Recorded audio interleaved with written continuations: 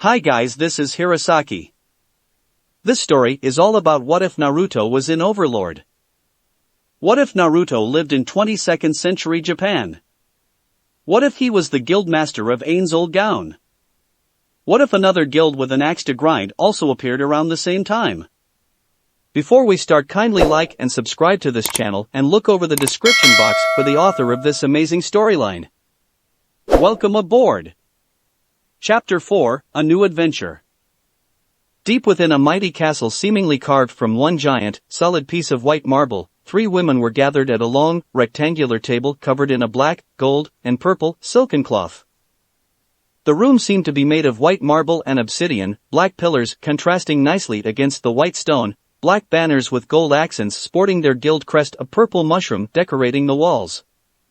2 large, highly ornate, purple heart and black velvet chairs sat at either end of the table, the sides both lined with 9 oaken, but still quite fancy chairs. One upon a time, all 20 of the seats had been filled, but now, they were all that remained of their precious guild, the cult of the Purple Smurf. Needless to say, their previous guild master never took the game all that seriously.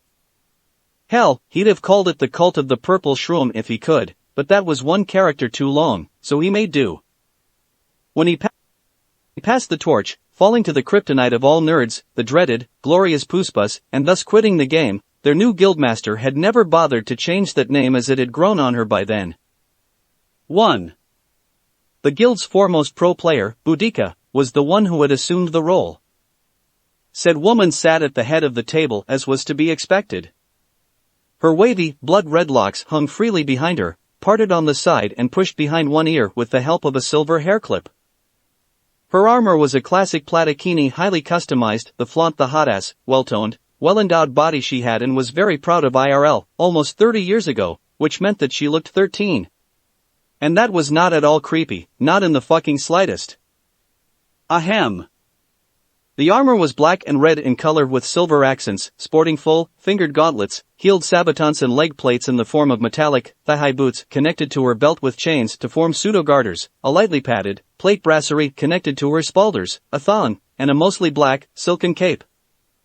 An ornate arming sword and gladius were on her belt and the kite shield she typically donned was currently in her inventory for convenience. Her crimson eyes bore a tired look as she let out a heavy sigh. To her right was a busty dark elf with chocolate skin, amber eyes, and pink hair. She wore a black and dark red, hooded cloak over her black, leather bra and a matching skirt that could only be described as a long, silken loincloth, given how little it covered in front. To go with that, she sported a pair of leather, thigh-high boots with shin guards and some fine, leather gloves under her vambraces. Finally, hanging loosely on her belt, she had 3 matching longswords with varying abilities. This was Mabuki, a player who unapologetically pushed the limits on what manner of behavior was allowed in-game. Boudica had always wondered how the man behind that elf had yet to get himself banned and arrested, but he apparently found a way. Finally, on the left side of the table, further down, was a second human, this one sporting long, golden locks, brown eyes, and freckled cheeks. Some of the woman's hair was pulled back to keep it out of her face and her attire was more traditionally elf-like, green in color, earthy, and functional, donning a green vest, matching trousers, a green cloak, thick, armored, brown leather gloves, and a pair of heavy, armored boots. She was quite thoroughly the most modestly dressed member of the trio, though that was not saying much to be fair. She wore nothing under the vest and displayed a generous amount of side boob and cleavage as a result, but that was about it. Her name was Artemis, a classic role-player who based her character off of the Greek goddess in question. She was also Boudica's second-in-command, so the fancy chair on the other end was her actual seat. But, in a guild with 3 members, that rank was rather unnecessary to be honest. Hard to believe it's all coming to an end, Mabuki commented. Her voice was low-pitched for a woman, but still distinctly feminine, tailored by her creator to be silky smooth and alluring. 2. Yeah, Artemis sighed. I'm going to miss it so much. We all are, Boudica assured. When the women spoke, their lips didn't move. This was one of the more unsettling aspects of Yggdrasil, but said games players learned to get used to it over time. You especially, I bet, Mabuki commented. Yeah, the redhead admitted.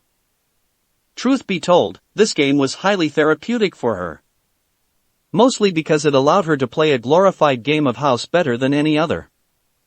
As it turned out, the woman in question still mourned for the loss of her baby, though her situation was not quite as morbid as that wording would have one believe. You should head to your room and see her while you still have the chance, Artemis told her. We'll be sticking around until the end too, I'm sure. Definitely, Mabuki chirped. Probably gonna be taking one last tour of the place, myself. Alright, the redhead replied with a smile. I'll talk to you two later, then. With that, she got up and headed back to her quarters. The sound of Boudica's heels echoing throughout the halls filled her ears as she approached the solar. The room in question was nothing short of huge. A large, decorated hearth sat in the middle of a luxurious lounge, and the purple hearth floors contrasting rather nicely against the white marble walls. The second floor stopped halfway to make the lounge feel much bigger, sporting a two-level library which housed the guild's vault, and the two doors on either side of the fireplace lead to a pair of bedrooms. On the left was Boudica's, and on the right was that of the girl she came here to visit. Opening the floor to said bedroom, she was greeted with the sight of an NPC sheet, painstakingly customized as best she could in memory of her long-lost baby boy. Unfortunately for Boudica, she was raised by a single mother, so she had no idea what her father looked like. Also, she got knocked up in middle school by one of three guys, so discerning what her son would look like at the time was all but impossible. Still, though, making a daughter was close enough for Boudica. The girl in question was a half-elf blonde with blue eyes and whisker-like birthmarks. She looked to be about 19, since that was how old her brother would have been at the time of her creation, the first time around. The girl's hair was done up in two long pigtails and side-swept bangs, and she was garbed in some of the best healer's gear in the game. This NPC was named Mito, after her creator's deceased mother. Hey, honey, Boudica greeted warmly. The automated girl graced her mother with a smile. Hey, mama, she replied. How's your day been? Of course, the sight of a teenager calling a girl who looked so much younger than her mama had resulted in many of her guildmates teasing Boudica on more than one occasion, but she didn't mind. It was all in good fun, after all. Pushing those thoughts aside, a smile spreading across the redhead's face as Boudica sat down right next to her creation. It's been rough, she said, but I'm happy to be home. Back in his room, Naruto looked in the mirror, multiple items and outfits strewn about the floor from his experiments with passing himself off as an adventurer. With him were two women. One was that maid whom he'd thanked before the servers shut down, the blonde with the pink eyes. The girl was named Kokoro, and she was a homunculus, just like her 40 sisters, a living construct made from alchemy. As was the case for most of them, she was made to look human. To be more specific, she had the appearance of a woman in her early 20s, at least from what he could see. Truth be told, he was tempted to have her stripped to make sure, for academic purposes. But he resisted. Still, though, she was really cute and wouldn't mind, right? She was happy to see him when he approached, sputtering shyly and so adorably. She wants him, too, badly. Surely, it's okay if she's willing. Shut up. Naruto sighed, silencing the voice in his head once more. The other was Lupus Regina Beta of the Pleiades. Her outfit stood out a bit more among the maids, not just because of the armor, but because of its general design. The skirt was longer for one, with a slit all the way up to her hip, and instead of the frilly headdress most maids donned, this one wore a silken cap to hide her dog-like ears. The woman had tan skin, amber eyes, and her thick, crimson locks done up in a pair of long, giant, braided pigtails. A massive scepter with Nordic themes was slung across her back. It might be easier to pass myself off as a mage than a rogue, given the low-level gear we have available, the kitsune told himself, shedding yet another set of gear and making the two maids blush at his nearly nude form, as well as the tent a certain something was making in his undergarments. Lupus Regina in particular was salivating, the ginger maid's primal instincts almost getting the better of her. But, she resisted. Kokoro, meanwhile, got the hint and handed her master a wizard's robe. The item in question was the robe of Hellfire, mostly black in color, with orange, white and yellow, fiery accents. This one was also imbued with a quick change gem. So, if shit were ever to hit the fan because he encountered a few too many high-level monsters out there, he could switch back into his top gear and wreck some shit. As the name implied, it would enhance his more splody spells to help Naruto pass himself off as a pyromancer or some such. It also gave him immunity to fire, which might be useful, depending on how commonly he'd have to deal with enemy fire mages. In his experiences, they were among the most common in games and other fantasy settings, which made sense. Not only did fire have a more badass feel to it, but in a world like this one, it would be far easier to abuse, especially for someone with enough knowledge in chemistry. 3. Looks good on ya, my lord, Lupus Regina chirped, a cheerful grin on her face. Naruto chuckled and gave her an appreciative nod, before turning to the mirror once more and experimenting with his shapeshifting. The first thing he did was retract his vulpine traits to look human once more. But, the whole point of doing this was to take on a different identity in hopes of avoiding attention while learning more about this world and scouting the area in the guise of an adventurer. So, the first thing he tried was his real face. His hair shortened a bit and turned blonde while his eyes changed to blue. Too similar, he commented. Then, he made a more drastic change to see what that would look like. His hair lengthened and his features softened, he then became much shorter, curvier, bustier. When he was done, Naruto found himself eyeballing a woman about 14 or so in the mirror. Her voice was also much more feminine as he took in the new appearance. Of course, the robe changed with him to accommodate this new form, turning into more of a dress. It was now very open in front, showing off a rather excessive amount of her bosom, while slits formed up the sides, all the way up to her hips, totally just for the sake of mobility. The boots and trousers he was wearing with it also changed, the former now reaching up to her mid-thigh, while the latter turned into a garter belt and stockings. Staring at the whisker marks, Naruto realized that someone might ask if this girl is the sister of Ainz Ooal Gown or something. That might be harmless, but passing his new form off as being completely unrelated would make for less unnecessary questions, so he made them disappear and had a beauty mark form under the girl's right eye.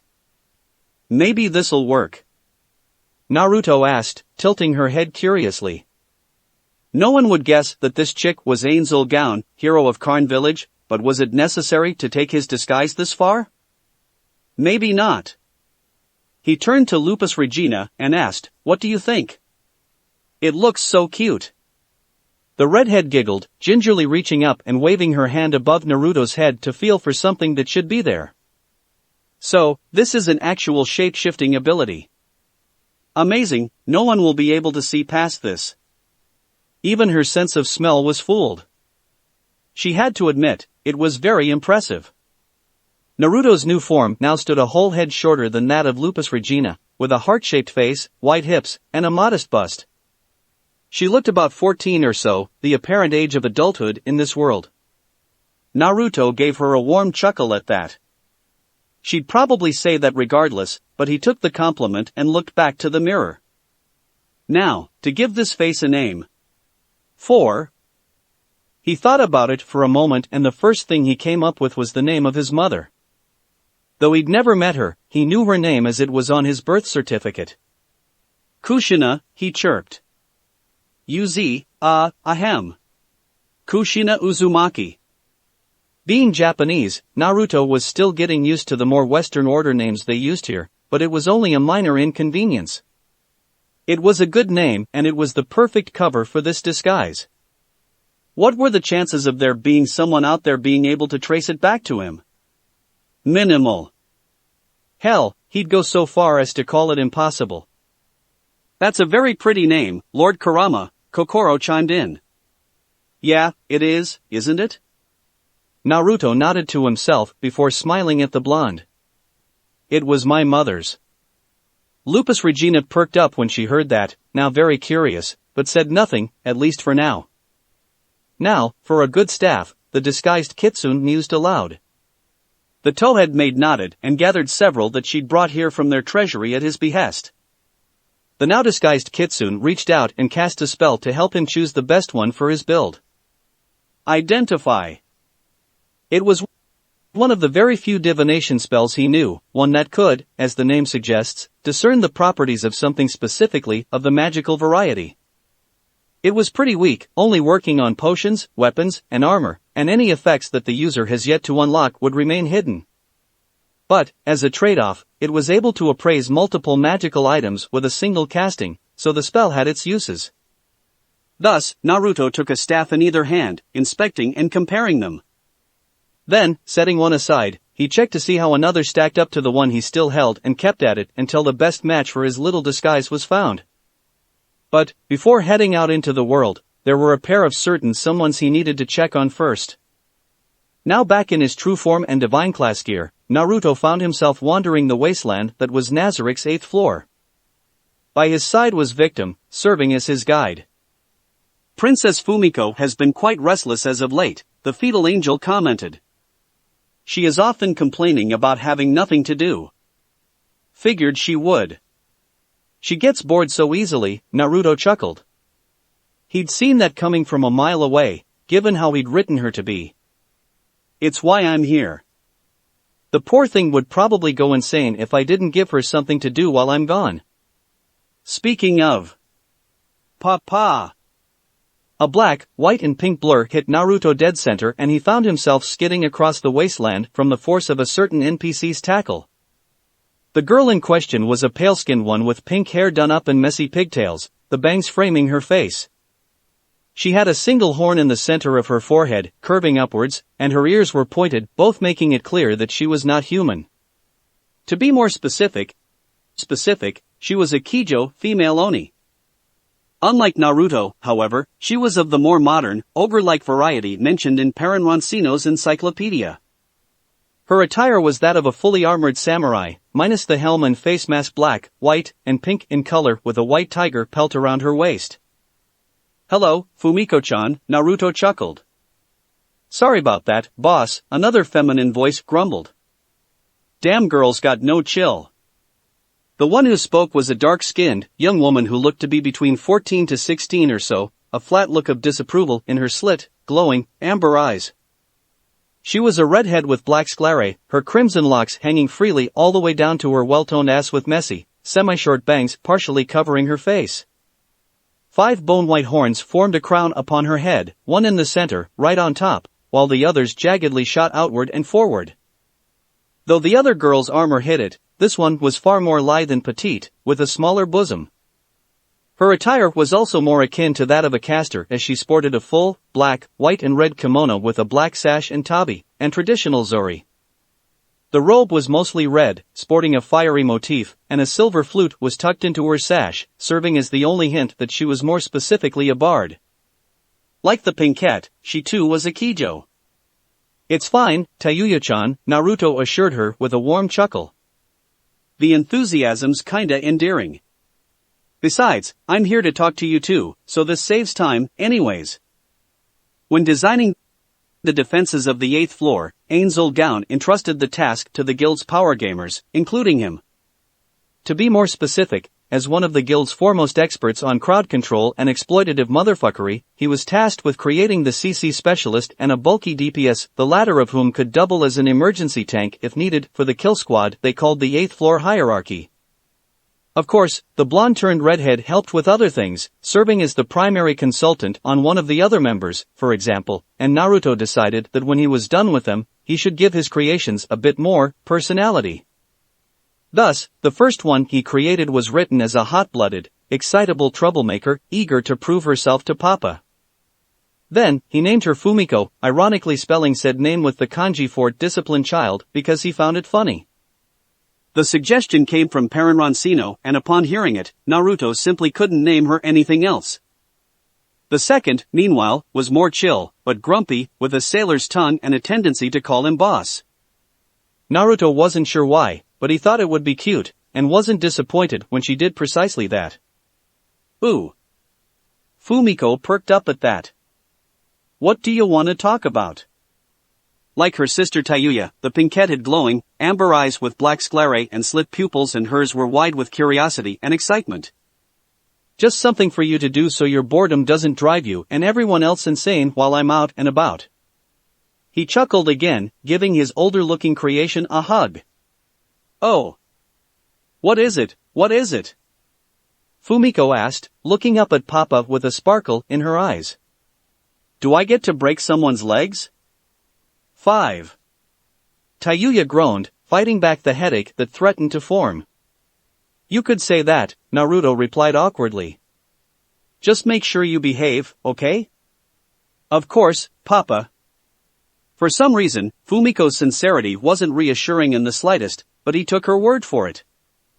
About an hour later, at around 8 a.m. or so, Kushina Uzumaki and her childhood friend, Regina, were traveling towards a road to E-Rantel. It was quite a way south of Nazarick, but they weren't bothered at all by it. To go with his new attire, Naruto had on a magic circlet which would protect him from mind control effects and telepathy. Meanwhile, his staff would allow him to maximize one fire spell per day without actually using the metamagic ability in question, and thus not increasing its mana cost in the process. It also increased the range of his fire spells. Lupus Regina, meanwhile, was now garbed in more priestly attire, consisting of a white cloak and a black and white robe. Her massive, conspicuous scepter was swapped out for a more traditional staff, albeit with a stabby bit at the end for it to double as a spear. She did retain her hat, though, since it concealed her doggy ears. Lord Kara Lupus Regina began. Naruto turned to face her, wagging a finger in front of her. It's Kushina now.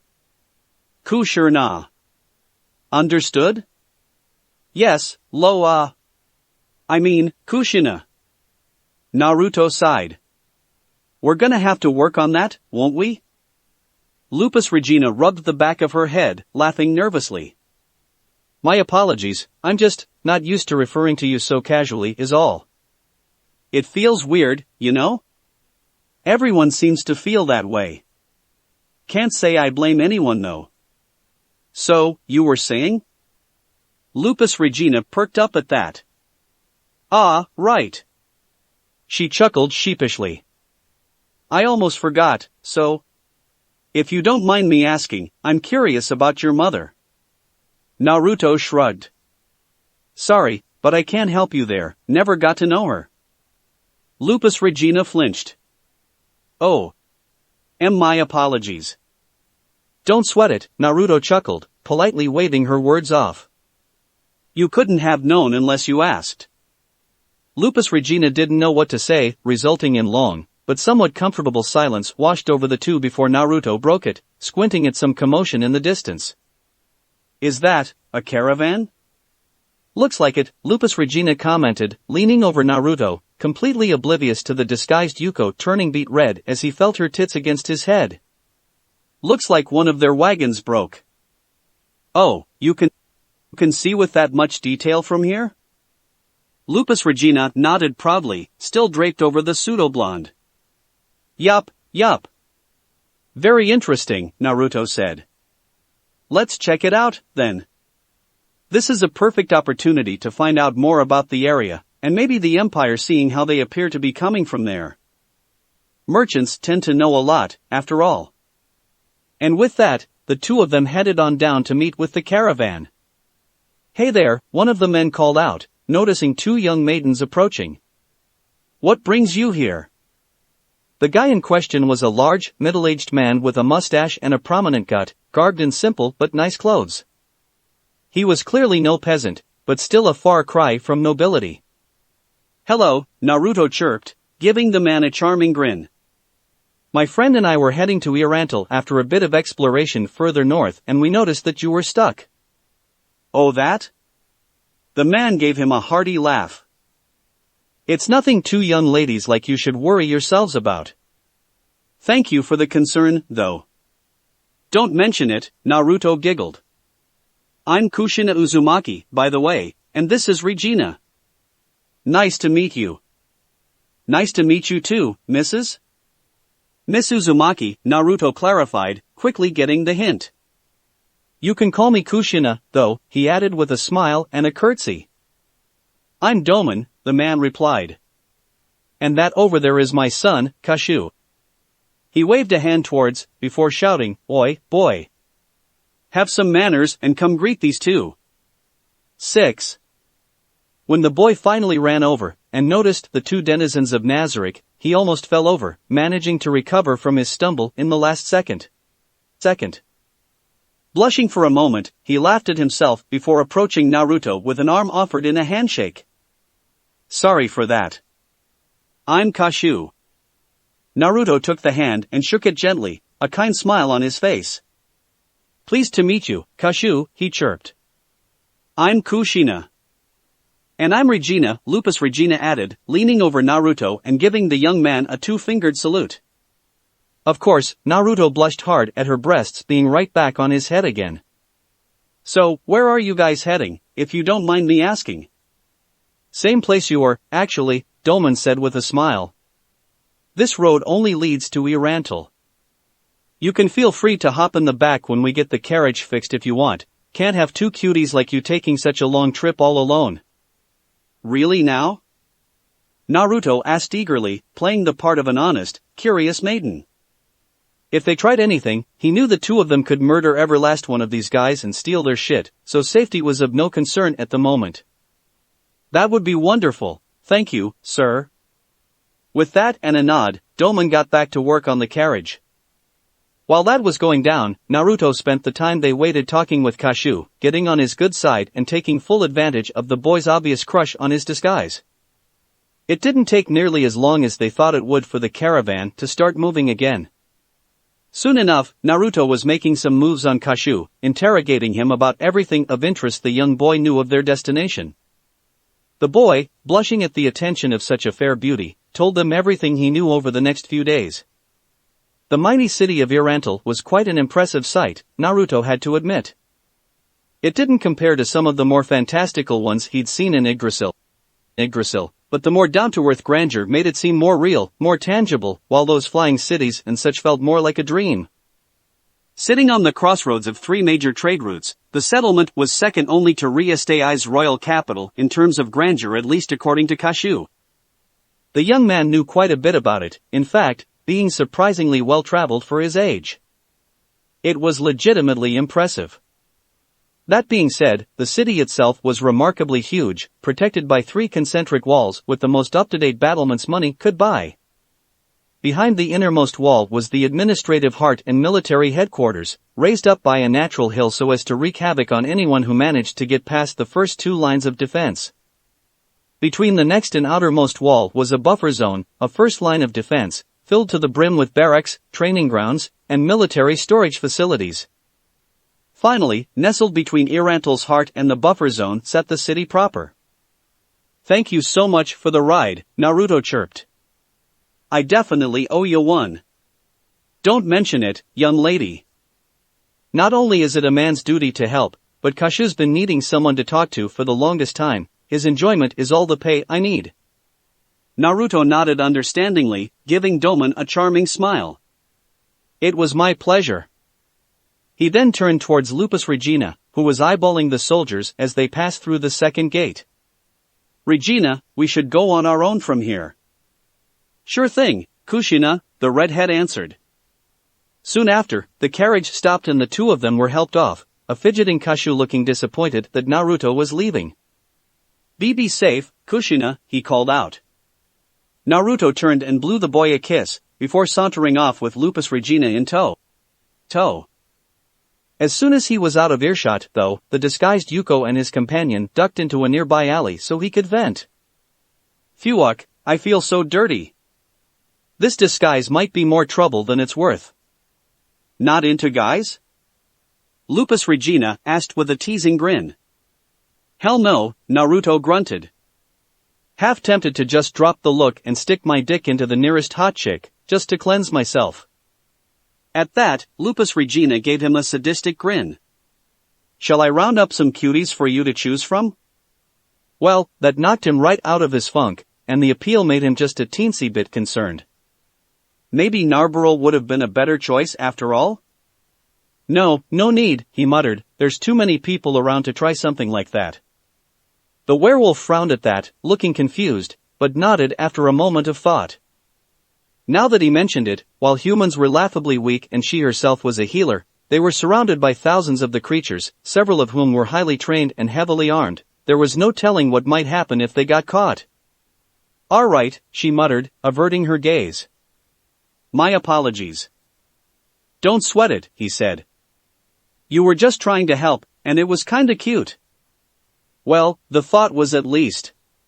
Though Naruto could have done without the mental images, he appreciated her efforts to please him. Lupus Regina stared at him long and hard, blinking owlishly and feeling her cheeks start to burn. Thanks." Naruto threw his hand over her shoulders, pulling the woman close. "See? You're already talking to me like a normal person. I'm proud." The poor redhead only blushed harder at that. While she herself was a notorious tease, Lupus Regina was not at all used to being on the receiving end of that shit. 7. "Ah, you're so adorable," he cooed, leaning in closer, and the disguised man couldn't keep the grin off his face when she started sputtering out of sheer embarrassment. Unfortunately for her, that reaction only made him want to keep it up. But, alas, all good things had to come to an end eventually. Naruto had something more important to do. Eventually letting up on the poor, sputtering cutie, he poked his head out of the alley and looked around with a thoughtful hum. Now, if I was a guild, where would I set up shop? He then approached one of the guards and decided to ask for directions. "Excuse me, sir," he called out. "I'm new here. How far away is the business center?" It's not far at all, actually. Just keep heading down that road right there." He pointed at one to their left. Naruto smiled at him and gave the guard a curtsy. "Thank you." The guard blinked, staring for a moment before his fellow nudged him with a chuckle. Giving the man in question an annoyed look, he readdressed Naruto to respond, only to see that the caster girl was already gone. Not even 5 minutes later, Naruto and Lupus Regina were at their destination. Apparently, E-Rantel had several plazas, but this one was by far the biggest. It was filled with stalls and workshops, selling all manner of goods and services. A very familiar pair of young, fair maidens turned many a head therein as they bounced around the stall and that, mostly selling a good chunk of the gear Naruto and Aura had looted from those soldiers of the slain theocracy. Then, they made a beeline for the guild hall to register themselves as the magic caster, Kushina Uzumaki, and the cleric, Regina. Naruto and Lupus Regina emerged from the hall an hour later and sought a place to stay. Of course, in the process of their registration, he and his companion both realized to their dismay that neither of them could read the written language of this world. They both hid it well, though, and the whole thing went by without a hitch, thanks to Naruto cheesing it with an ability called Decipher Scripture. It wasn't a perfect solution, as he only got a rough understanding of what those scribbles said, but in the end, the two of them now sported necklaces with copper plates to signify their rank as rookies. 8. The pseudo-blonde looked around. According to the receptionist, there was an inn nearby, and as luck would have it, something that looked like one sat only a few buildings away from the guild hall. So, he opted to try there first. As it turned out, he was right, and upon entering, Naruto found himself a rather filthy-looking establishment. The ground floor was a dining hall of sorts, sporting a bar in the back with several round tables throughout. A spiral staircase led to the next level from the center of this room, and an empty fireplace beyond it presumably served as the primary source of heat when winter came. Most of the patrons here were male, as one would expect, and the atmosphere was extremely tense, the constant threat of violence hanging in the air. Despite how many people were here, though, it didn't feel too crowded as the room itself was quite spacious. But the eyes of damn near everyone here upon him and Lupus Regina since the instant they entered, as if sizing them up, and it left Naruto on edge. Taking a deep breath, he pushed aside the urge to show these little shits their real place in the pecking order and addressed the man in a dirty apron mopping up a sizable, red stain that clearly hadn't come from wine. He was fucking huge, looking far more like a bouncer than the innkeeper, despite his age.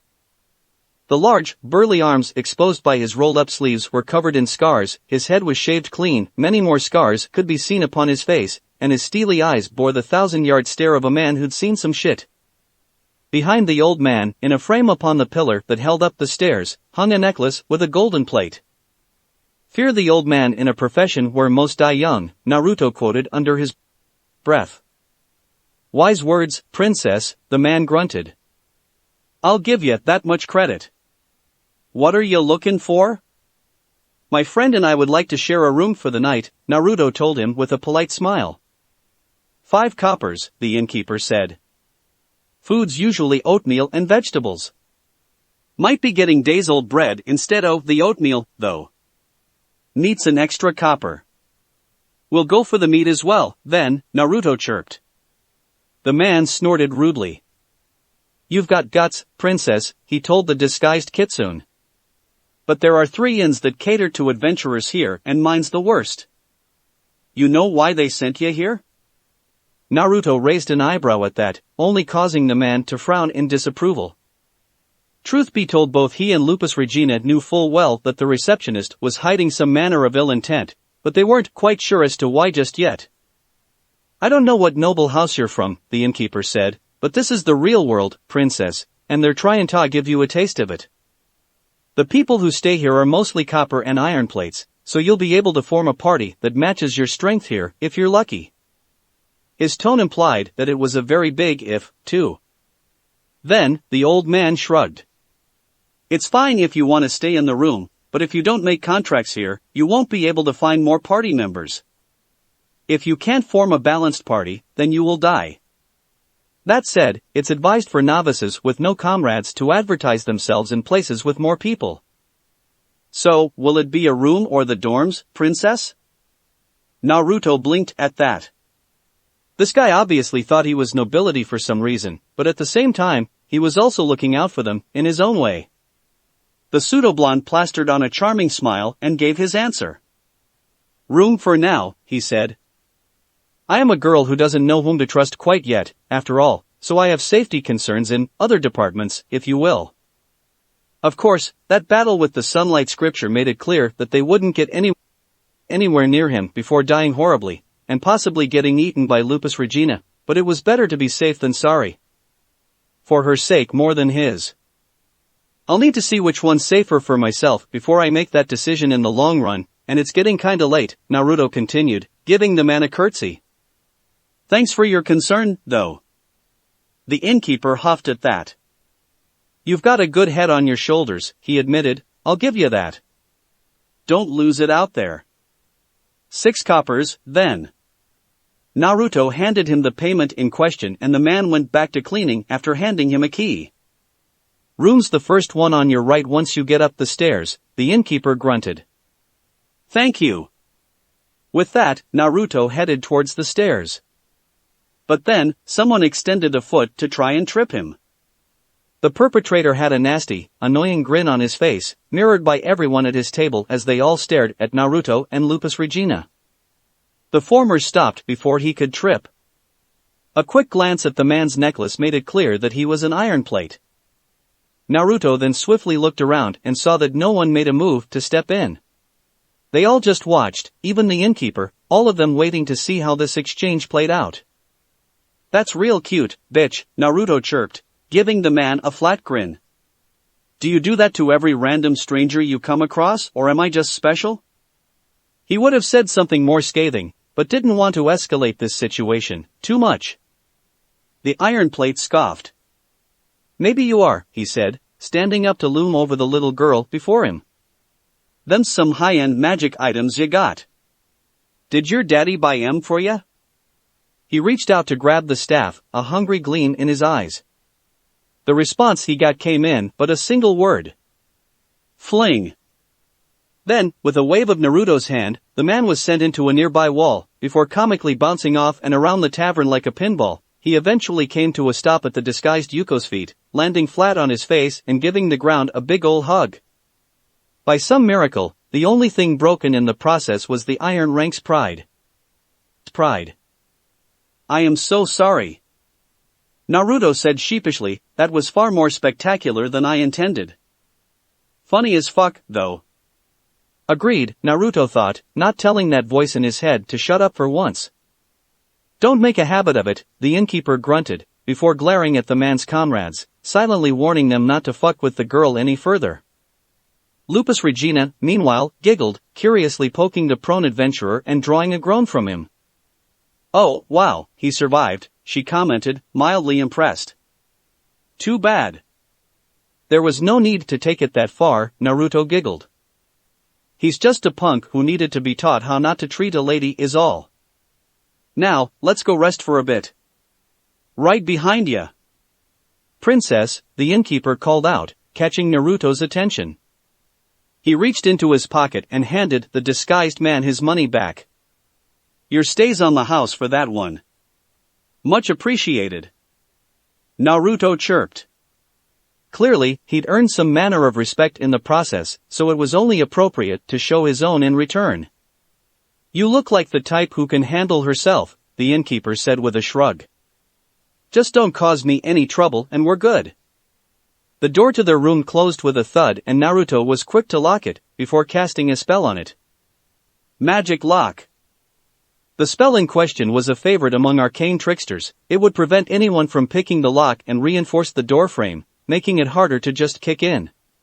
Of course, someone could still take an axe to the door itself, but the noise would attract attention theirs in particular. And any fucker dumb enough to try that shit would die. Painfully. Setting those thoughts aside, he cast another spell for good measure, tapping his staff on the ground while he was at it. Private Sanctum. A shockwave seemed to ripple through the air from the point of impact, enveloping their room. This spell was a magic ward, keeping any sounds from escaping this room and protecting it from divination magic. These functions only worked one way, though, meaning they could still hear what was going on outside and use divination magic of their own normally. Nodding in satisfaction, Naruto opened up the shutters to let some air and sunlight in before looking around. The room itself was very sparsely furnished, sporting only 2 crudely made beds, just as many chests for their belongings, and a rickety end table. Fortunately for them, they had a window to look out of. And a half-used candle on the table to light up the room, but that was it. "Damn, this place looks like shit," Lupus Regina muttered. Now, Naruto told her, "Don't be too harsh, we are noobs, after all, so it makes sense that we're not living like royalty quite yet." He fiddled with the new necklace thoughtfully. The small, copper plate was much like a set of dog tags donned by soldiers around the world to denote one's rank. 9. The biggest difference was that they did so by being made from one of 8 different metals: copper, iron, silver, gold, platinum, mithril, orichalcum, and adamantite. The further down the list, the more valuable the metal.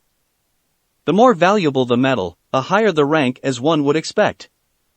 "If you say so," the battle-maid muttered, a pout marring her pretty face.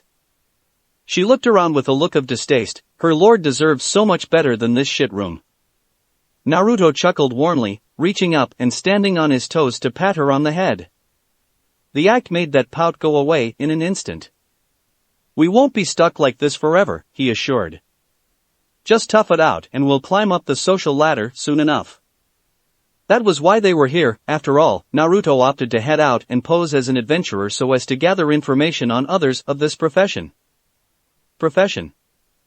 They were reputed to be the strongest people in the world, after all.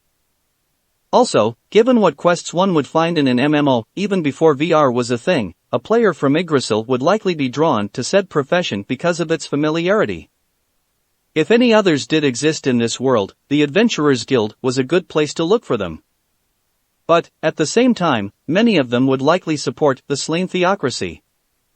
The vast, overwhelming majority of players were humanoid, as they were afforded a lot more freedom in game than demi-humans and heteromorphs, at least as far as pure mechanics were concerned. Also, while elves were more popular, humans tended to crawl out of the woodwork and were thus the second biggest chunk of the player base by a ridiculous margin. That said, in the words of those from said nation, the slain theocracy fought tooth and nail to ensure that humanity would prosper. Unlike his own world, people were not at the top of the food chain here. Hell, they weren't even in the top 10. In fact, among the sapient species, they were the weakest, only making up for their shortcomings in intelligence and cooperation. And their birth rates. Even elves paled in comparison, according to the theocracy, though he wasn't sure yet if they were just biased in that regard. Said nation was very humanocentric, after all, even frowning upon other humanoid races. Regardless, even in the realm of intelligence and cooperation, humans were not always on top. Many other races were both more powerful and had more advanced civilizations than humanity, but those civilizations apparently found themselves at odds with a group called the Eight Kings of Avarice, 500 years ago. Humanity was among the very few survivors of that conflict. So, yeah, given that backstory, Naruto had no doubt that the vast, overwhelming majority of human players would side with the slain theocracy if anyone, and they accounted for roughly one-third of Yggdrasil's player base if he wasn't mistaken. Lupus Regina, oblivious to his reasoning, sighed and relented with a nod. As you wish, Lord Kurama. Try not to call me that while we're in disguise, Naruto told her. The walls have ears, as they say, and private sanctum's not a perfect defense, it can be countered like anything else. Right, sorry, she replied, looking a bit sheepish. It's fine, the disguised Kitsune assured. That being said, we'll be returning to the guild tomorrow to see what kind of work we can get. Sounds like a plan. Lupus Regina chirped. Naruto nodded with a smile, before closing the window and casting yet another spell. Dancing lights. 8 illusory lanterns appeared in the room, granting them an effectively free light source. It still cost MP, but only a small amount that would undoubtedly be replenished long before he found himself needing it. Leaning his staff against the bed, Naruto extracted the magic satchel from his belt and plopped it on the bed before starting to strip and get ready for bed. Interestingly, the robe didn't revert to its original form when he shed it, and neither did the boots and trousers, as he'd noticed when they were traveling here with the caravan. Pushing those thoughts aside, he laid them on the bed. Clean. Then, with a wave of his hand, the clothing and bed were all enveloped with a golden aura as his magic got to work doing precisely what the incantation's name implied. Once that was done, he put all of his gear into the satchel, his staff sinking into said bag as though it were passing through nothing but air. Then, putting his underwear back on, he fished out a nightshirt from his satchel, put it on, and went to bed, all the while doing his damnedest not to look at the battlemaid as she did the same lest he be tempted to drop his transformation and mount her. Surely, she'd be willing, though. Shut up. Speaking of temptation, though, he found himself staring at many a young maiden along the way, and it was hard to contain himself when they got too close, so he should try to avoid them, too. But, still, the feel of their warmth, their cries of pain and unwanted pleasure. They'd be so delicious. He could get away with it once or twice, right? Shut up. But he wanted to, so badly. I said shut up. Needless to say, this might very well have been a terrible idea. Boudica, player, unknown. Holy Warrior Queen, 10. Race. Human. Racial classes. None, humanoids don't have them. Job classes. Paladin, 15. Templar, 15. Holy Knight, 10. Cleric, 15. High Cleric, 10. Battle Cleric, 10. Evil Slayer, 5. Runecaster, 10. Valkyrie, Sword and Shield, 10. Total level. 100, Job. Character stats. HP, 88. MP, limit exceeded. Physical attack, 56. Physical defense, 95. Agility, 20. Magical attack, 56. Magical defense, 95. Resistance, 80, 11. Special, 100. Karma rating. 500, extreme good. Chapter 5, Swords of Darkness. Haruno Kazashi blinked in confusion when he found himself still in the game. Well, that doesn't seem right, he said. Then, what he heard gave him pause. Usually, when he spoke in game, he'd hear his own voice and Yggdrasil would filter it into a more appropriate one for his character. But now, what Kazashi heard when he spoke was much girlier. Then, he noticed that the bed he sat on was softer and comfier, more real, for lack of a better way to put it. He reached up and touched his face, and actually felt it. Granted, Kazashi could feel something akin to this before, but it was more artificial, less convincing. He could actually feel and smell the leather now. He looked down and saw that he was still a chick if those chocolate tits were anything to go by. Kazashi reached down to be sure. Yup, that was definitely missing. He reached up, panic gripping him as he yanked down the bra. Kazashi could practically hear the cartoonish boing when those mighty knockers he'd given Mabuki bounced out enticingly. Yup. Those were tits, those were definitely tits. Reaching up once more, he grabbed them and gave those fun bags an experimental squeeze, and then, the blood-curdling scream that followed could literally be heard throughout the nearest town, nearly half a mile away. Come next morning, Naruto stirred and forced himself up with a grunt. Damn, this bed was uncomfortable. Maybe going up a rank or two as soon as possible wouldn't be such a bad idea. Rolling over, he spied the undressed form of Lupus Regina. Apparently, she both slept in the buff, and had a habit of tossing her sheets all over the place, much to Naruto's dismay as it left her very enticing form on full display. That nicely toned body of hers was so sexy, the way her red hair fell over her form, not at all hiding but pronouncing her curves. It wouldn't hurt to reward her for putting up with this shitty room, right? Naruto tore his gaze away from her before he could be tempted to join the werewolf maid. He then turned bright red upon feeling a warm, very foreign sensation in his loins. Was this what it feels like for a woman to be aroused? It was so strange to him. But not unpleasant. Pushing those thoughts aside, he pushed himself out of bed and got ready for the day. It only took a few moments to get dressed, though he couldn't help but blush at the sight of those tits, the nipples now as hard as rocks as he wrestled with his sexual urges. But, he managed, and soon enough, he was ready to head on out. Regina, he said, shaking her by her shoulder, doing his hardest to look at her face and not anywhere else. Pust. Regina, it's time to get up. Moo. 5 more minutes, the battle maid moaned, turning away from him. Naruto's eyes trailed down her back until they reached the crack of her shapely ass. Shaking his head after a long moment of staring, totally unaware he'd started licking his lips, disguised Yuko gave it a rest. He was sure she'd wake up soon enough on her own. A small grin stretched his cheeks. Maybe he should go into the town on his own. He was sure Lupus Regina would freak if she woke up and Lord Kurama was gone. It was certainly tempting, but he only had one key. If someone came in and saw those ears, it would raise some unwanted questions. He sighed and then... smack! Yuwa! Poor Lupus Regina nearly jumped out of her skin when Naruto spanked her, jolting awake and falling out of her bed. Naruto did his best to keep a straight face, having enjoyed that reaction far more than he should have. Time to get up, he said. Right. And with that, Lupus Regina scrambled to her feet. It took her a scant moment to realize she was naked and that her lord, in his female guise, was eyeing her up and down. Feeling heat rise to her face, she quickly reached for the satchel that contained her clothes. Ah!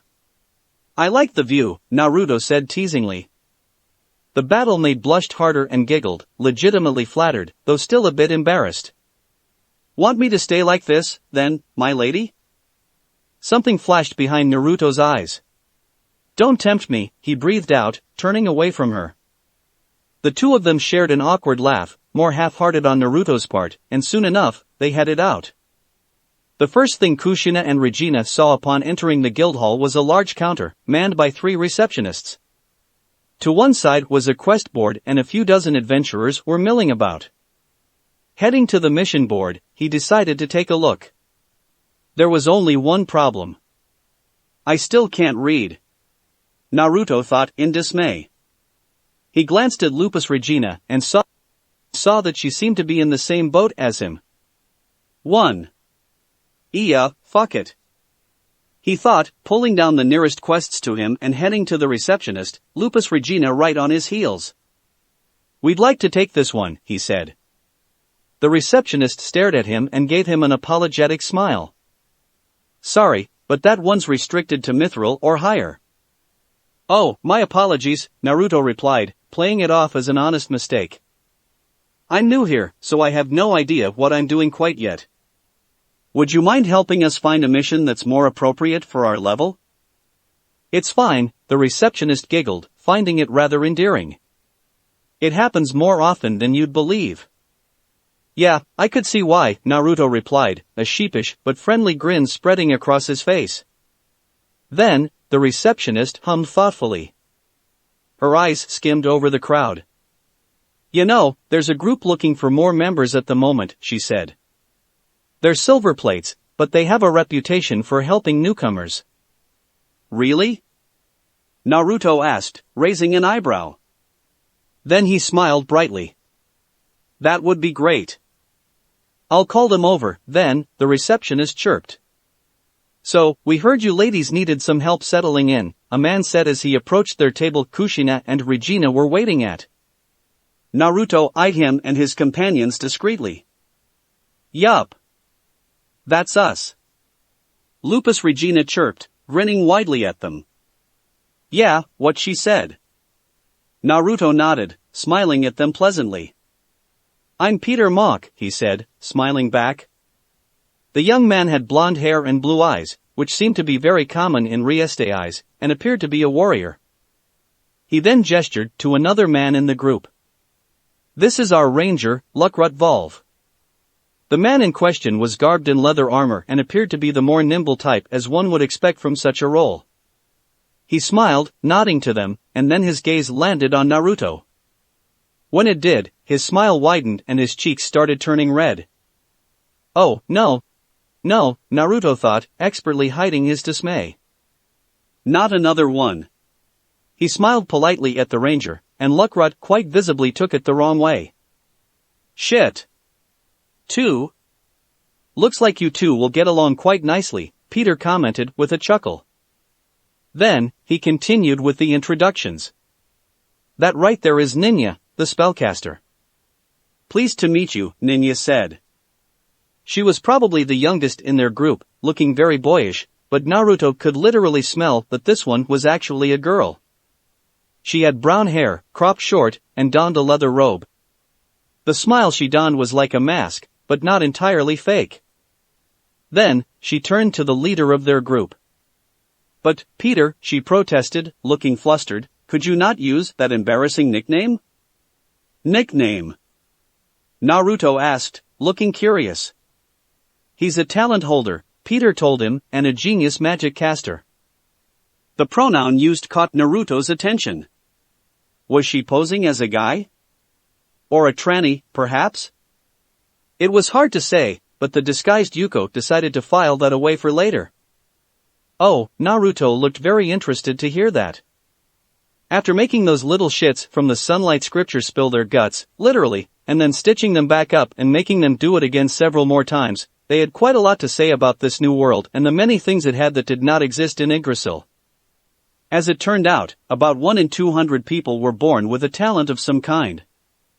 These had varying effects and levels of potency. The high-ranking prisoner they captured, for example, could predict the weather with 70% accuracy just by looking at the sky, while one of the many they killed had the ability to bolster any summoned monsters in the area. These talents couldn't be chosen or changed in any way, though. To make matters worse, many talent holders never had the chance to realize that they had one, since they often had to be identified the hard way. It's just that I have a talent that benefits my field is all, Ninya muttered, looking embarrassed. Deciding to show the girls some mercy before they could get even more off topic, Naruto looked at the last man in their group. So, who's the big guy? Peter perked up, his train of thought having been brought to a screeching halt as he realized that he'd been distracted. Oh, right, the warrior said, looking sheepish. That's our druid, Dine Woodwonder. He uses nature and healing magic. He's also pretty well versed in herbal lore and medicine. Pleased to meet you, Dine greeted. He was the largest in their group, both tall and burly, with long, golden hair and a full beard. The smell of a freshly mowed lawn appeared to come from the pouch on his belt.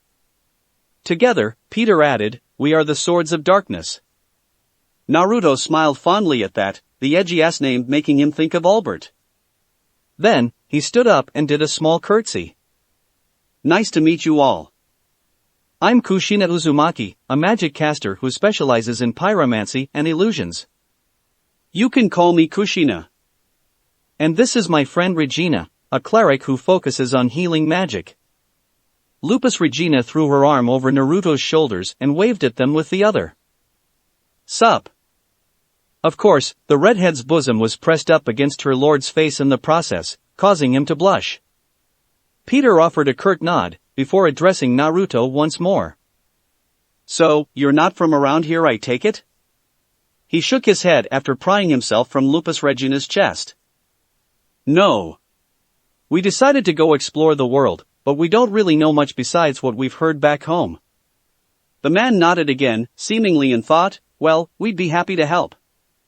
We were just getting ready to head out and deal with a small mob of goblins harassing travelers near the great forest of Tab. Naruto perked up at the name. Oh, I have a friend in Karn Village, he said. They're not causing trouble around there, are they? Shouldn't be, Peter assured. Goblins know better than to attack a human settlement and piss off the kingdom. They're more to the northeast, anyway. It's fairly safe and the mission should be easy perfect for testing the waters. You in? Naruto and Lupus Regina shared a knowing look. Yes. Boom. A band of goblins reeled from the blast, about a week later. Naruto, thrilled at the gawking looks sent his way, cutely tilted his head, placing a finger on his lower lip. It had an immediate effect on everyone, even the two real females. Lupus Regina flushed, while Ninya seemed just a little annoyed at him for outshining her like that. Was that too much? Truth be told, he was holding way the fuck back so as not to arouse suspicion. Seeing how most magic casters were only able to use third-tier magic at the very most, so he stuck to first-tier spells. Except Naruto used his knowledge of basic chemistry to bolster their effect. The first thing he did was cast grease, creating a puddle of slick flammable liquid before the horde of goblins, halting their charge, and then casting firebolt to ignite it. Then, to send the survivors a little message, he cast create water upon the grease fire, which had the exact result that one would expect. Peter chuckled and shook his head. No, just unexpected. That was pretty clever for a fresh adventurer. You took almost half them out before I had the chance to engage. Naruto rubbed the back of his head, chuckling sheepishly. Sorry? Sorry? That was great. Dine boasted, hoisting his weapon over his shoulder with a friendly smile. I'm sure you'll rise to goldplate in no time with talent like that, Kushina. Naruto ducked his head bashfully to keep them from seeing the shit-eating grin on his face. Playing these chumps for fools was way too much fun. Thanks, he muttered, doing his best to sound embarrassed. Right, Peter said, taking a stance in front of Naruto. Let's mop up the rest before they reorganize. But, despite Naruto's explosions scaring the survivors shitless, this fight wasn't over yet as the little green men they'd been sent to kill steeled themselves and readied for battle. To make matters worse, this mission had the unforeseen complication of several ogres joining the fray. The burly, yellow-skinned creatures stood well over 10 feet tall, their hunched backs covered in a layer of brown fur, and the both of them wielded small, uprooted trees as clubs. They too were startled by the fire, but when the goblins charged, so too did they. Peter roared, meeting the horde with sword and board while Naruto, Ninya, and Luckrut provided ranged support. Dine, meanwhile, pinned down a few of the big boys with some crowd control, dozens of vines sprouting out of the ground to halt the ogres. Finally, Lupus Regina cast some buff spells on their meat shield, mostly to keep him alive while he hacked away at the little buggers. Of course, the goblins recognized Naruto as the biggest threat, sending a volley of arrows his way. Look out, Kushina! Luckrut called out, only to see said mage expertly evading each and every last one of them. Unfortunately, this had the side effect of distracting her teammates, and distracted is not something one wanted to be in a combat situation. As such, a trio of goblins slipped past Peter and Dine, gunning for the slippery mage. One of them was skewered by Lupus Regina, and when another got too close to Naruto, muscle memory kicked in. Backpedaling a bit, the pseudo-blonde instinctively whacked the little fucker with his staff, and just as he was about to kick himself for the wasted effort. Splat! Naruto found himself covered in goblin, the impact reducing much of his would-be assailant to a fine mist. The third goblin, frozen in shock, was also speared. The pointy bit of Lupus Regina's staff made quick work of him, finding home in his left eye socket. Unfortunately, that wasn't all they had to deal with, as one of the ogres also got around Peter and charged at the disguised kitsune, but he practically danced around the beast. Mirror image! Naruto called out, and with that, there were over a dozen cute blondes running about, confusing the ogre as he tried to swing at them. Nearly every time, the makeshift club missed its mark, and the one time it did manage to hit the ogre's target faded away. Ninja was visibly surprised, recognizing that spell as a second-tier illusion. Clearly, Kushina was more powerful than she let on. Pushing that thought aside for later, she cast a spell of her own. Magic Arrow. A flash of gold emanated from the tip of her staff before launching itself at the beast and hitting it right in the eye. The ogre roared and charged at Ninja, more pissed off than hurt. Lupus Regina then took up a position in front of the brunette, her spear-like staff ready to impale the ogre, while Naruto clicked his tongue in annoyance and decided to take this up a notch. Scorching Ray. A red beam shot forth from his staff, hitting the ogre in the back and cutting through him like a hot knife through butter. Ninja, meanwhile, just stared, the brunette's eyes nearly popping out of her skull as the ogre fell to the ground in a boneless heap. That too was a second-tier spell, but even a mage who could use that level of magic had no damn business taking an ogre down in one shot, even if it was wounded. Looks like the cat's out of the bag, the real Naruto giggled, looking sheepish. I'm actually a third tier, but most of my attack spells are first and second. Then, he saw another ogre coming his way and cast another spell to prove it. Might as well show you what I'm really capable of. Fly. And just like that, he and his illusory clones took to the air, swirling about and swapping positions with each other to confuse the goblins with bows. Scorching Ray. And yet again, the ogre she hit bit the dust, removing all doubt that he could one-shot them and crushing two goblins to death as it hit the ground. Then, another one died, and another one, and another one. It was then that the Swords of Darkness as a whole were at a loss for words. To think that a girl so young would be capable of something like this. This girl. Peter muttered. Is she for real? Luckrot asked, looking amazed, jealous, and aroused. She has to be platinum level to pull that off. At least. Naruto had to hide his amusement at that. Truth be told, if he wanted to, he'd have ended this fight before it even started with a single explosion, but that would have clearly been too much. Hell, judging by their reactions right now, these poor fuckers would probably all die of a collective heart attack if he did that. Speaking of reactions, after seeing 5 of the 7 ogres go down so quickly, in addition to that initial explosion, the small horde knew damn well that they were way out of their league. In a frenzied panic, they all turned tail and ran. Don't let them escape. Peter called out. Seriously, third tier? At 14? Naruto sat on his ankles, looking incredibly sheepish as Peter stared at him like he was capable of taking over the world or some shit. After the dust had cleared, the corpses were looted, and that fire was put out before it could become a problem. Naruto, Lupus Regina, and the Swords of Darkness set up camp a little farther south. To be fair, Lupus Regina chimed in, she had a hell of a teacher. Still, though, Ninja countered, a jealous pout on her face, most people can't use third-tier magic until their mid-20s at least, if at all. Guess I have a talent, Naruto said with a chuckle. Not sure if it's a talent or not, but I sure as hell have a knack for magic. Been good at it from the start. It was the best excuse he could come up with on the fly. He honestly wanted to avoid shit like this, but at the same time, that ogre could have potentially killed Ninja if he hadn't done something about it, and her group would have been dealing with threats on both sides soon after. Needless to say, getting a full team of silver plates killed was not something Naruto wanted in his resume. While he was confident in Lupus Regina's abilities, that still wasn't a risk he wanted to take, more because of her hatred towards humans than anything. He also knew himself more than well enough to be aware of his limits.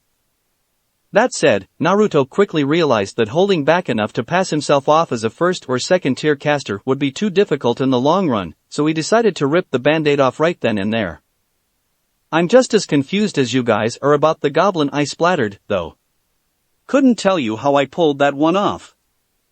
Of course, one potential explanation came to mind, which he'd have to test later, but they didn't need to know about that. Sounds awfully familiar, Dine commented after a moment of thought. She's a faith-based caster, but the leader of Blue Rose is capable of 5th-tier magic. They say she could wield 3rd-tier magic around your age, too. Blue Rose? Naruto asked, looking interested. He'd heard of them, too, but his information on that group was quite limited. Was that chick with the black sword a player, perhaps?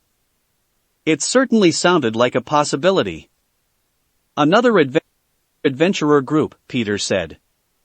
They live in the royal capital and are friends with Princess Renner. Naruto filed that little nugget away for later. Apparently, he would be taking Gaze F up on that offer after all. To think we met a copperplate with that kind of power, Luckrut chimed in. And a cute one at that, it's kinda hot. Naruto cleared his throat, averting his gaze while a certain redhead giggled. Truth be told, Lupus Regina found his situation far more amusing than she should. But then, she took it upon herself to help him out, leaning in closer to whisper into his ear. If you ever need to vent, she said, feel free to use me all you want. Naruto's eyes went wide and he turned bright red, reduced to a sputtering mess by the offer, much to the group's collective amusement, all of them assuming that Regina was giving her friend some advice, as it were.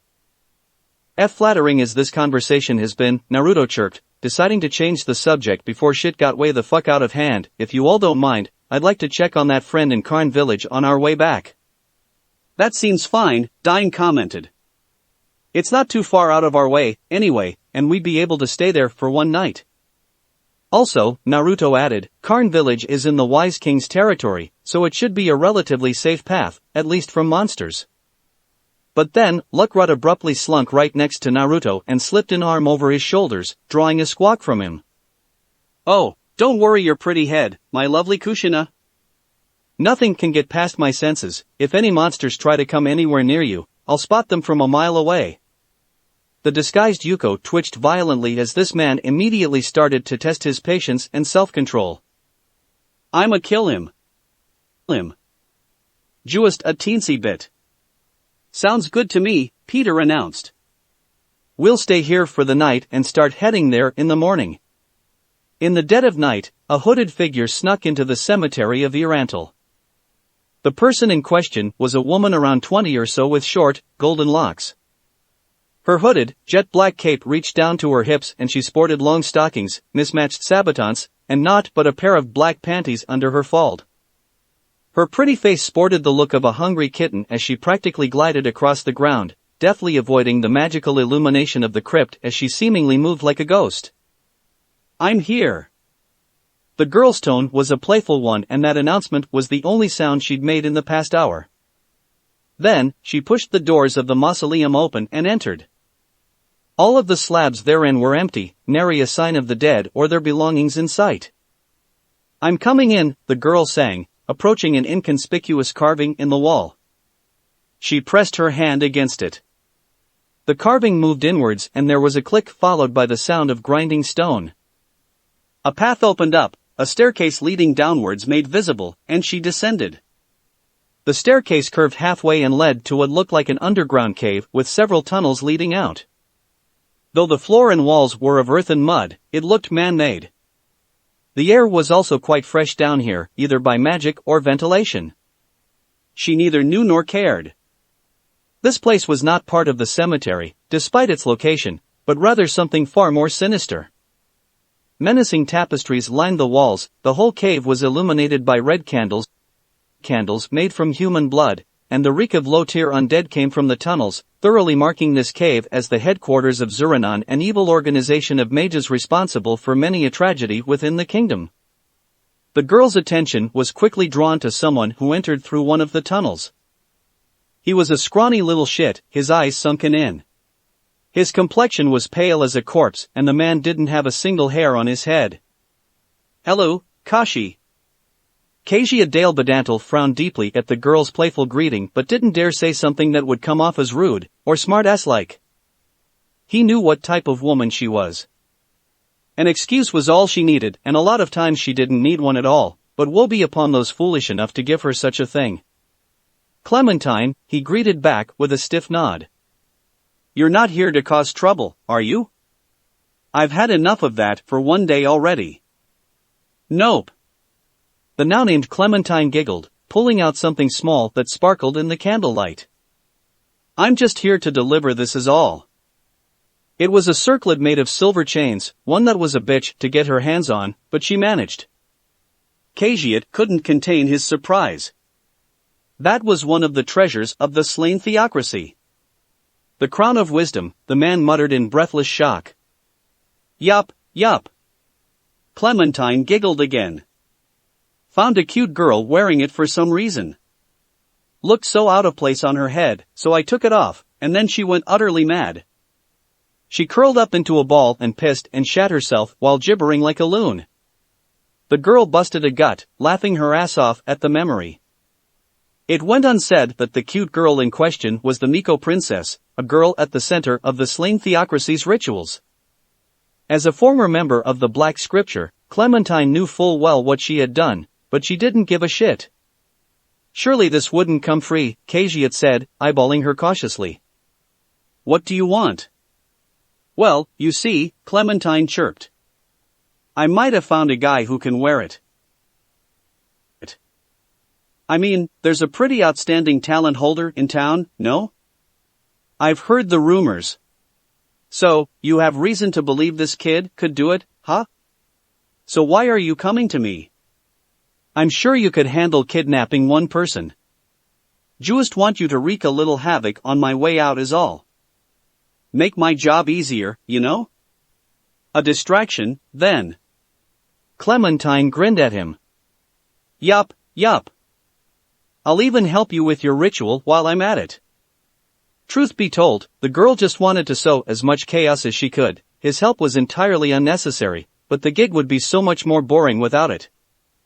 Kezia returned the smile with an evil one of his own. "Very well, I shall gladly aid you, then." 2 days after setting out to Karn Village, the group was closing in on their destination, all the while chatting it up amongst themselves and getting to know each other a bit more. Naruto in particular was having a rather nice conversation with Ninya, thankful that Peter got Luckrut to back off for the time being. "Seriously, 35 spells?" Naruto asked, legitimately impressed. "That's amazing." That may have been just a bit hyperbolic, especially coming from him, but the girl was certainly powerful for someone from this world, especially given her age. "Why, you're too kind," Ninya said shyly, blushing hard and averting her gaze. That was so adorable, it took the disguised kitsune all of his might to keep himself from hugging the girl. "I call it as I see it," he said. "With your talents I can see you becoming a well-known adventurer in the near future." And he genuinely meant it as well. She and this small band of adventurers were on their way to becoming legends in their own right. "Ninya's always been the strongest of the group," Peter commented fondly. "He's just too modest for his own good." "Indeed," Dine chimed in. "At this rate, he'll be a gold plate in no time." "MMS Kushin is far more impressive, though," Ninya countered, doing her best to misdirect their attention before she was overwhelmed. "That doesn't mean you won't get there eventually," Naruto told her with a chuckle. "Even I had to start from the bottom." It took every ounce of Lupus Regina's self-control not to laugh at how absurd the notion of these whelps catching up to her Lord Kurama was. Still, though, Luckrut chimed in, slipping in and pulling the umpteenth undignified squawk from Naruto by pulling the cute blonde into a one-armed hug. "I mean, to kill so many ogres that quickly. You're on your way to the very top with talent like that, my lovely Kushina." Thanks," Naruto muttered awkwardly, just taking the compliment. "Was this karma?" As an actual karma for getting that Kashu boy infatuated with a woman who never existed? A higher power he somehow pissed off? Just bad luck, perhaps? Whatever it was, he wanted to kill it, and this fucker. Of course, Lupus Regina had discreetly offered to get rid of Luckrut for him, many times, in fact. But as tempting as that was, it seemed like a bad idea to say the least. Now, Peter reprimanded, giving Naruto's tormentor a light whack on the head. Stay alert, we can't have our ranger letting himself get distracted, you know. Spoilsport, Luckrut teased, before backing off and returning to his position in the rear. Naruto let out a sigh of relief. If this kept up, the man had no idea how long he could maintain this cover of his. Lupus Regina and the girl were tempting his inner demons enough with their presence alone, and that guy trying to get into his pants wasn't helping. He looked into the distance and saw that the forest was coming to an end. The path they were taking also started to turn. If he wasn't mistaken, their destination should be around that corner. Looks like we're getting close, Naruto said. That was good. He could finally relax and check on, wait.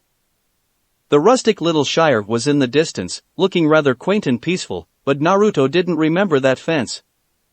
Apparently, a large, wooden barrier had been erected in his absence.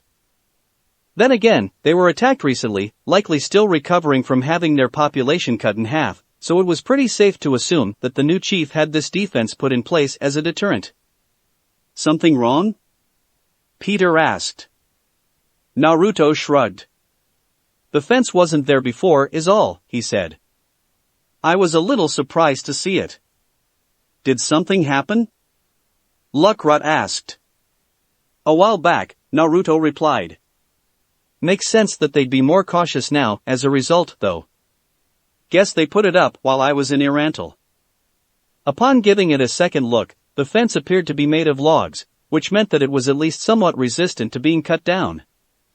He could also see small gaps in between, so anyone with a bow could potentially take a shot at their attackers from relative safety. It was crude, but not a terrible defense. But then, Ninya cut in, looking troubled. I don't know. Her frown deepened as they drew closer. Maybe I'm looking into it a bit too much, but I grew up in a village like this one, so I know what it's like. That said, there are two things that look kinda suspicious. The fields haven't been tilled yet, despite the time of year, and they've already harvested some wheat. They all looked in the direction she was pointing and saw that some of it had indeed been taken in prematurely. It's strange, Ninya muttered. Maybe something happened? I'll scout ahead using fly and invisibility, Naruto announced. I'll let you know if I see anything fishy with a message. Be careful, Luckrut said hastily. The disguised Yuko nodded politely, before turning his attention to the village. Fly. Invisibility.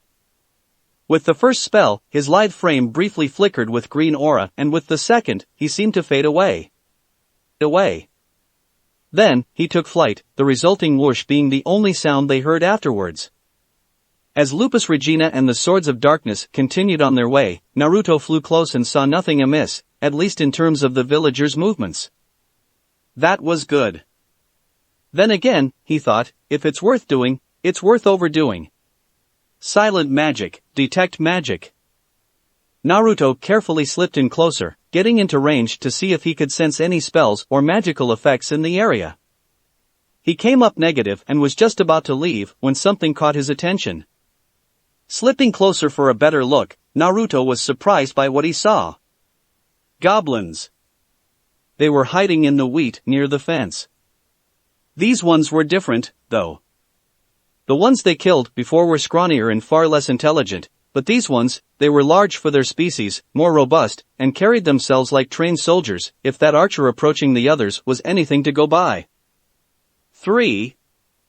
Any sign of the one who went invisible? No, sir. Dino did say she used 2 spells.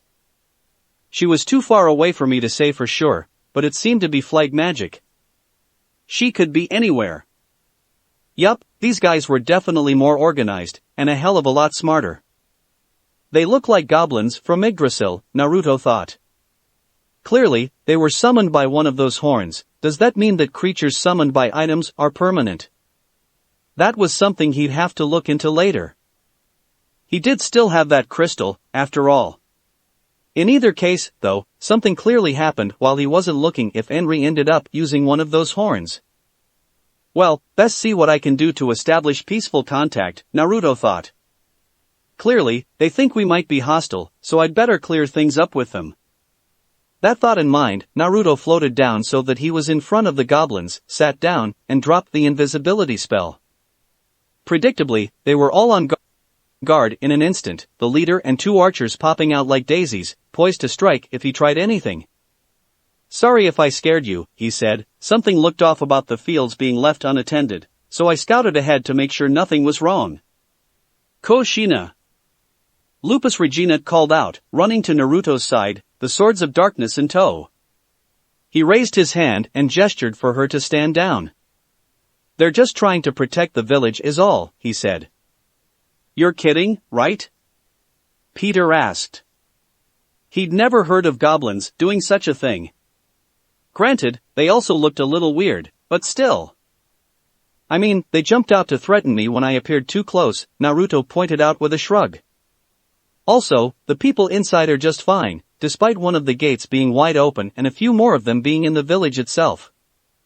It's the only logical conclusion I can come up with. Literally everyone present was unnerved by how nonchalant he was being, despite the sword at his throat. I figured Ms. Amat would need these guys' help eventually, Naruto explained. I just didn't expect it to happen so soon. The goblins all perked up at the name. Clearly, they knew the woman Naruto mentioned. The Swords of Darkness, meanwhile, only had even more questions. Tell Ms. Amat that a friend of Kurama wants to speak with her in private, the Yuko chirped, flashing them a foxy grin. She'll know who I'm talking about. Try anything funny and I will kill you, the leader warned. Lupus Regina looked very displeased to hear that, but calmed her tits when Naruto raised his hand once more, gesturing for her to back down. So, she did, for now. A flustered, panting Henry soon arrived, bolting the hell over here the instant she heard that name. After catching her breath, she looked at the group in question and saw a young girl, just barely into adulthood, sitting in front of the gate with Jugum's sword at her throat. She looked like a magic caster from what Henry could tell, and a red-haired woman in black and white was glaring daggers at the goblin in question. There were 4 others with them, all apparently men. Judging by their necklaces, these people were all adventurers. They almost never visited this area, but given how close they were to E-Rantel, it wasn't unheard of for such a party to stop by and rest every once in a blue moon. As someone wanted to talk to me? Henry asked. Hello? Naruto chirped, giving the actual blonde a friendly wave. Taking that as her answer, Henry nodded. All right. Come with me, then. Jugum, the leader of Henry's goblin troop, then sheathed his sword and backed off from Naruto, allowing him to stand up, before calling out to a couple of his comrades. Dino, Pipo, he said, let's go with. Everyone else, keep an eye on them. The lone female goblin and a burly male with a mohawk scampered to his side, and they opened the gate. But, then, the redhead in Naruto's party looked like she was about to protest. The Yuko, however, nipped that in the bud. It's fine, Regina, he assured. This'll only take a few minutes. With that, the 3 goblins escorted him and Henry to a nearby building where they could have some privacy. Once they were inside and the door was locked, Naruto tapped his staff. Private sanctum. The goblins all flinched, 2 of them drawing their swords. Just making sure this conversation stays private, he chirped. Jugum looked to the female goblin and she nodded. It's an anti-scrying spell, she explained. Wanted to make sure that no one finds out that I'm posing as an adventurer, at least for now, Naruto added. Posing? Jugum asked, looking suspicious.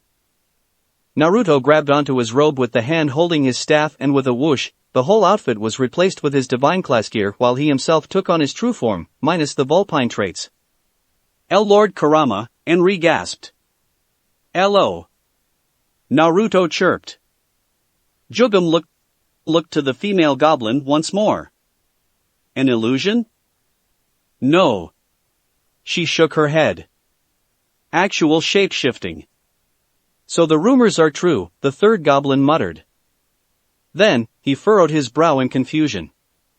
But isn't the hero of Karn Village named Ainz? This guy fit the description, but... Kurama's my real name, Naruto said. Aside from you three, Enri, her sister, and that redhead in my party, are the only ones in the area who know it, for now. Why yeah, Enri chimed in, before addressing Naruto. That aside, our new chief wanted to ease the villagers into the idea that they were saved by a demi-human, she said. Please feel free to take on your true form if that's more comfortable. A demi-human, huh? Naruto smiled in amusement. Well, Kitsune did look close enough to beastmen in particular when donning their humanoid form, even those of the malevolent variety, so it's easy to see how they came to that conclusion. 4. And so, he took on his true form for what felt like the first time in eons, before stretching his tails with a grunt, followed by a sigh of relief. After being in disguise for so long, he said, you have no idea how refreshing this is. Enri giggled at that, before addressing the goblins. It's okay, you guys, he's friendly. The goblins looked at her oddly, but laid down their arms. They were still suspicious of the apparent beastman, but kept that to themselves. Then, the blonde returned her attention to Naruto. So, what brings you here? I wanted to check on you, he replied. Did something happen? Another troop of men from the Baharuth Empire, Enri sighed. Ah, shit. Naruto growled, before sighing. Sorry, I couldn't help you with that. Thought I killed them all. It's fine, she assured. I don't think anyone could have expected it to happen again so soon. They came about a few days after you left. The Kitsune frowned. Meaning there was another party ravaging the countryside, he mused aloud. That wasn't nearly enough time for another troop to mobilize, cross the border and attack without some high-tier teleportation magic. Anyone of that caliber would have single-handedly wiped this village off the map, though, so a second troop was the most likely answer. 5. Apparently, yeah, Enri muttered. Then, she gave him a thankful bow. But you were a much bigger help than you think. When I used that horn and these goblins came to help, Karn Village was saved again. Naruto smiled at that. I'll be sure to come by soon and leave someone here to help out, he said. Just in case. You don't have to. But I want to. The redhead smiled at her. Can't have a cutie like you getting herself hurt, now. Poor Enri sputtered in embarrassment at that, turning bright red. Naruto couldn't help but chuckle at her reaction if his life depended on it. I can assure you, it's fine. I'm happy to help. So, how are you doing now that it's all blown over? Fairly well, the blonde replied. Feeling a bit out of my element, though. How so? Well, the goblins are all loyal to me, as I'm sure you can tell, and well, because of that I found myself becoming the captain of the Watch of All Things. That is so cute. Naruto let out another hearty chuckle. The thought of this poor, little thing being thrust into such an ill-fitting position was one hell of a guilty pleasure. Enri only blushed harder. That aside, though, I'm doing well enough. Getting used to it, thanks to Jugum's encouragement. She gestured to the leader of the goblin troop.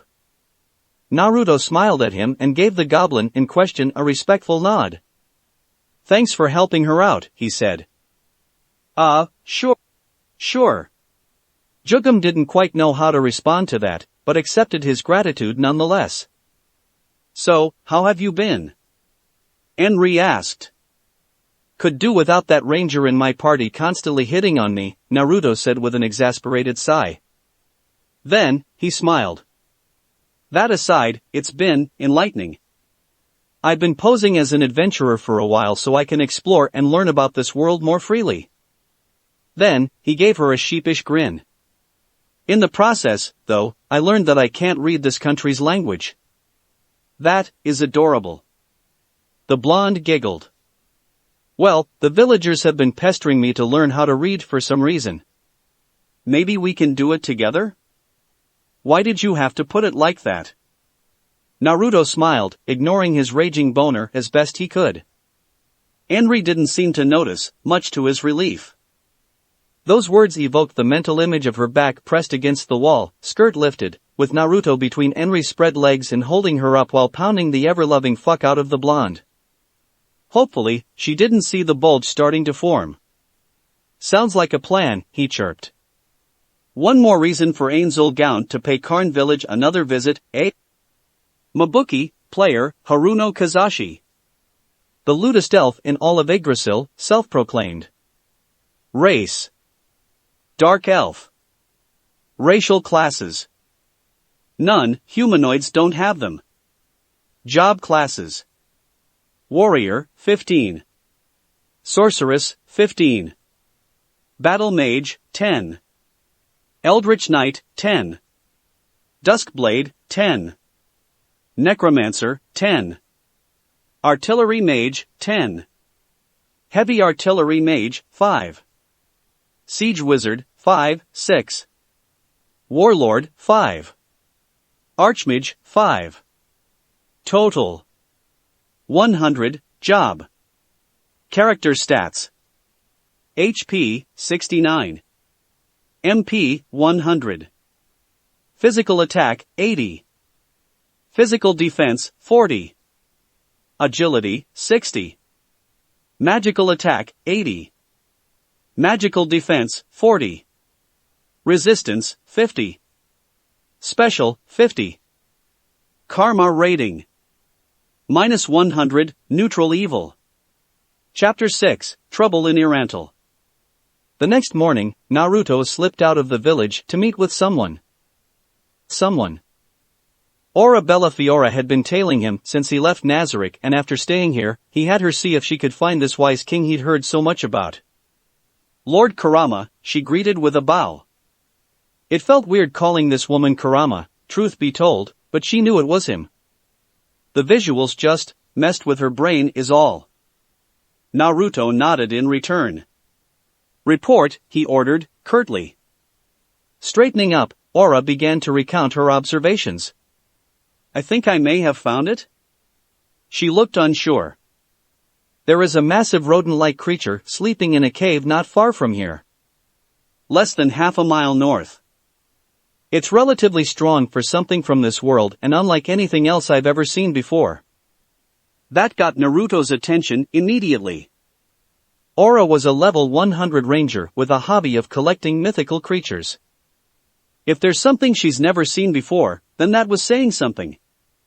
Interesting, he murmured. Placing his head on Aura's head, he ruffled her hair. Good job, Aura.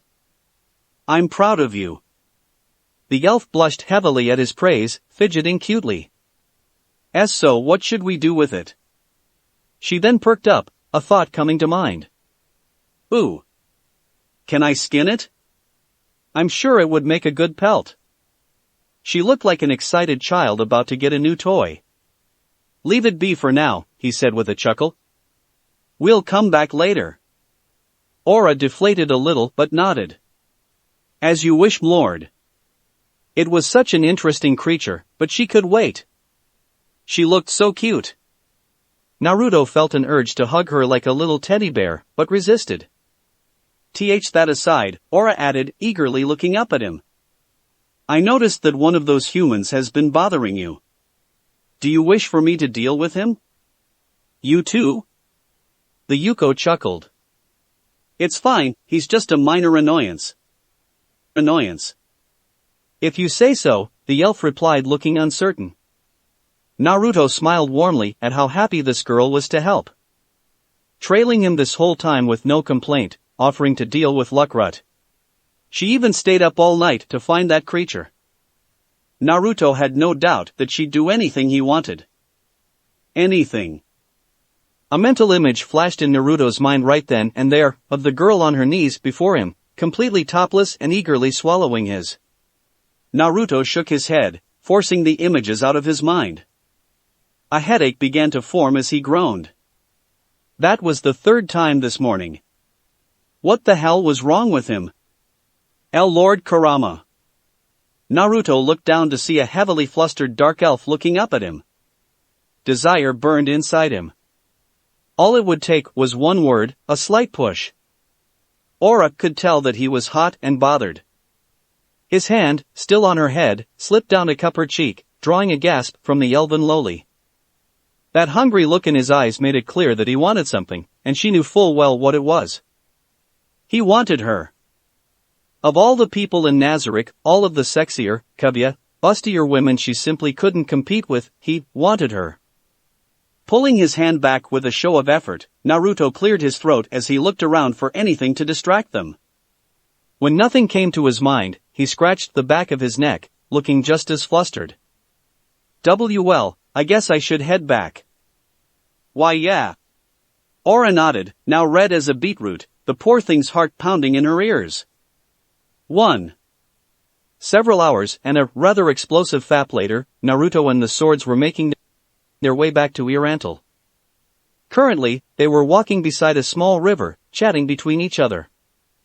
Naruto took it as a perfect opportunity to see if he could start a little experiment by striking up a conversation with the party's resident spellcaster. I don't see how there's anything I could teach you. Ninya said, feeling embarrassed. The taller, bustier blonde had seemingly forgotten about the simple concept of personal space as she leaned in uncomfortably close. The transformed Yuko pouted cutely, crossing his arms, their position pushing his artificial breasts upwards. You know plenty of spells that I don't, Naruto told her.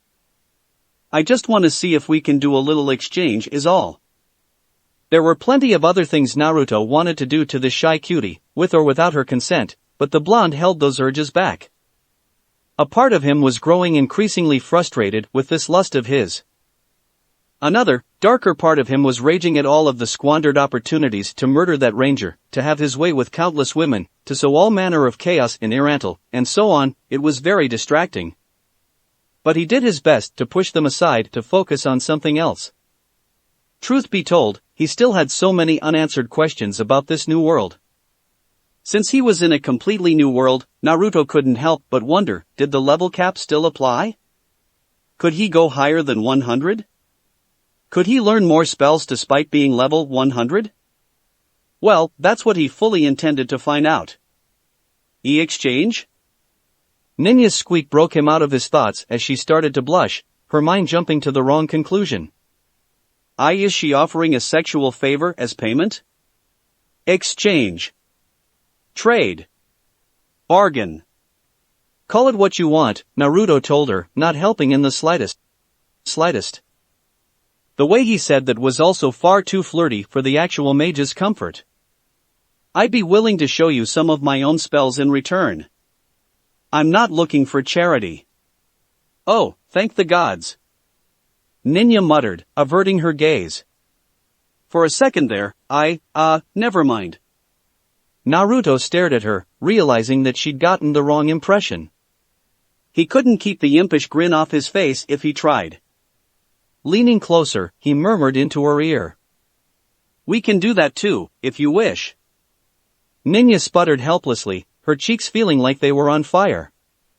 Sorry, Naruto cackled as he leaned back, a hand raised placatingly. I just couldn't resist.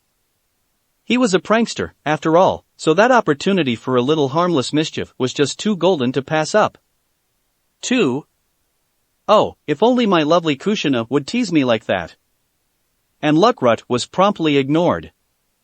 Ninya unleashed a heavy sigh of relief. I suppose we could try something, she relented. And of course, that wording evoked another mental image, this time of Naruto pounding the girl from behind, her robes hiked up to show that niceness he knew she had while he made her his. Naruto shook his head, clearing his throat and plastering on an impish grin. Well, when you put it that way. Poor Ninya blushed even harder at that. Pervert, she muttered, looking embarrassed. Hold them back. There's too many of them. We need backup. The screams came from E-Rantel's southernmost barracks as several of the city's night watch scrambled to contain their now undead compatriots. No one knew how it happened or when, just that they all started pouring out of the building, still in their nightwear, and attacking everyone in sight. The guards were on them like flies on shit, swarming the area and surrounding them, before cutting the men down. Decapitate the casualties so they don't turn as well. Why yes, sir.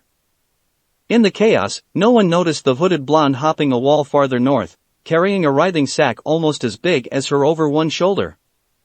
Nor did anyone hear the muffled cries for help. 3. In the dead of night, a blonde-haired man opened his eyes and saw that he was no longer in his and Lupus Regina's tent, but in an endless wasteland. Shadows crept into every corner of his vision and nothing but darkness and arid wastes stretched as far as he could see. It reminded him of Nazarick's 8th floor, but was much darker and gloomier. The man was in his late 20s or so, messy golden locks and blue eyes making it clear that he was of Western descent. He was garbed in orange sweats, a black and orange coat, a white tee, and matching sneakers, the 3 whisker-like birthmarks in either cheek making it clear that this was Naruto, the real Naruto. Then, out the corner of his eye, he saw some movement and turned to see his character, Kurama, staring at him. You're resisting. Naruto blinked at the demon's words, huh? Those urges, the being clarified. I believe that book called it, desire to rape, pillage, murder, conquer, fuck your mother, and or consume human flesh, possibly among other things, in no particular order. Just to make this more awkward, purely for the lulz, Kurama used Perrin Roncino's voice to quote his encyclopedia. Oh that, yeah, could you help me with that? I'd like to put a stop to it. Kurama's eyes narrowed. No. What? Naruto was not at all pleased to hear that, as one would expect, glaring at his creation. Said construct, meanwhile, merely tilted its head sideways, looking thoughtful. You misunderstand, Kurama said. It is not a matter of want, but simply part of who we are, of what we are. We can no more influence those instincts than a human can will itself to stop drawing breath. Oh. Naruto said, that's bad. Kurama shrugged lazily. It's what you chose, he said, as if that was the most obvious thing in the world. You made me an Oni. That build was just meant to be for a game. Naruto growled in frustration. Frustration. Excuse me if I didn't think I'd be punished for it, but I never thought I'd end up getting plopped into a new world with a hate boner for humanity and shit. Kurama shrugged again. It is what it is. We are now one in the same. Deal with it. Naruto gave him an uneasy look. You're a very chill asshole, did anyone ever tell you that? Nope, no one's ever told me anything until now. Then he grinned evilly, a cold chuckle radiating from his chest. But, this is your life, now, this is the hand you've been dealt and you will have to play it. What happens next depends on how you do so. The blonde sighed, racking his brain to come up with some kind of solution. Meanwhile, the Yuko's smile faded as he continued. I believe you've started to feel headaches? Nausea too, if I'm not mistaken? Yeah, why's that? I've told you why, the Yuko sighed. You're going against your own very nature. Again, this is you, now, and what you're doing is not healthy. Your current body doesn't know the difference between physical and emotional stress any more than your former one did. If you keep this up, you'll eventually go raving mad, or just die. Another grin split Kurama's face. Or maybe your instincts will take over, and you'll be nothing more than a beast driven by its base nature. I see. Naruto sighed. And there's nothing I can do about it? Nothing whatsoever, Kurama said. That grin then disappeared, his look now dead serious. Consider this a warning, he said. Eventually, you will be unable to resist, you will reach your limit and someone will get hurt in the process if you don't find an outlet. Possibly someone dear to you. Truth be told, Kurama was every bit as fond of those within Nazarick. He didn't want to see them hurt any more than Naruto did. With that thought in mind, he shot Naruto a cold, threatening glare. And if one of our daughters gets harmed in the process? 4. Naruto jolted awake, body covered in sweat and breathing labored. He could feel his beating and his body felt like it was on fire. Is something wrong? Naruto jumped and turned to see Lupus Regina slowly sitting up and looking at him with a concerned frown. He opened his mouth to say something, and caught a whiff of her scent. She smelled nice. It was very sweet and musky for some reason, but very faint. His primal side quickly recognized it. She was in heat. If he mounted her right now, let loose those urges and had his way with her, she would bear his young. No, he managed to say, eventually, forcing his muscles to still lest he do something horribly ill-advised at best. Kushina. Lupus Regina said. No, Lord Kurama, forgive me, but you're lying. Something is terribly wrong. She started inching closer. Naruto sighed. It's those urges, he relented, making the redhead pause in her approach. I see, the werewolf muttered hesitantly, her frown deepening. Is there something I can do? Naruto did not like the inflection in that tone. Because his primal side definitely did. Just one word. And not here, he said, taking every ounce of his self-control to do so. The others will definitely hear us and get suspicious. I'll be fine for now, we're almost at E-Rantel. I'll call for a gate back to Nazarick once we're in town and deal with it then. Lupus Regina sighed heavily, but nodded nonetheless. If that's what you want. What I want to do is to breed you here and now and make you my bitch. Naruto's smile was strained beyond mortal measure. It was taking everything he had to resist putting a baby in her, and the woman's pure-hearted loyalty and kindness weren't making it any easier on him. It is, he said.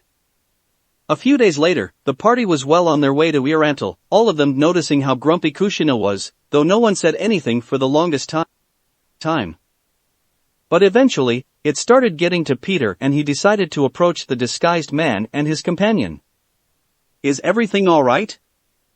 Everything's fine, the Yuko's companion assured, waving him off with a friendly smile. It's just lady issues. Naruto's cheeks burned at that, his eyebrow twitching violently, but he said nothing. It's a perfectly fine excuse. I'll take it. 5.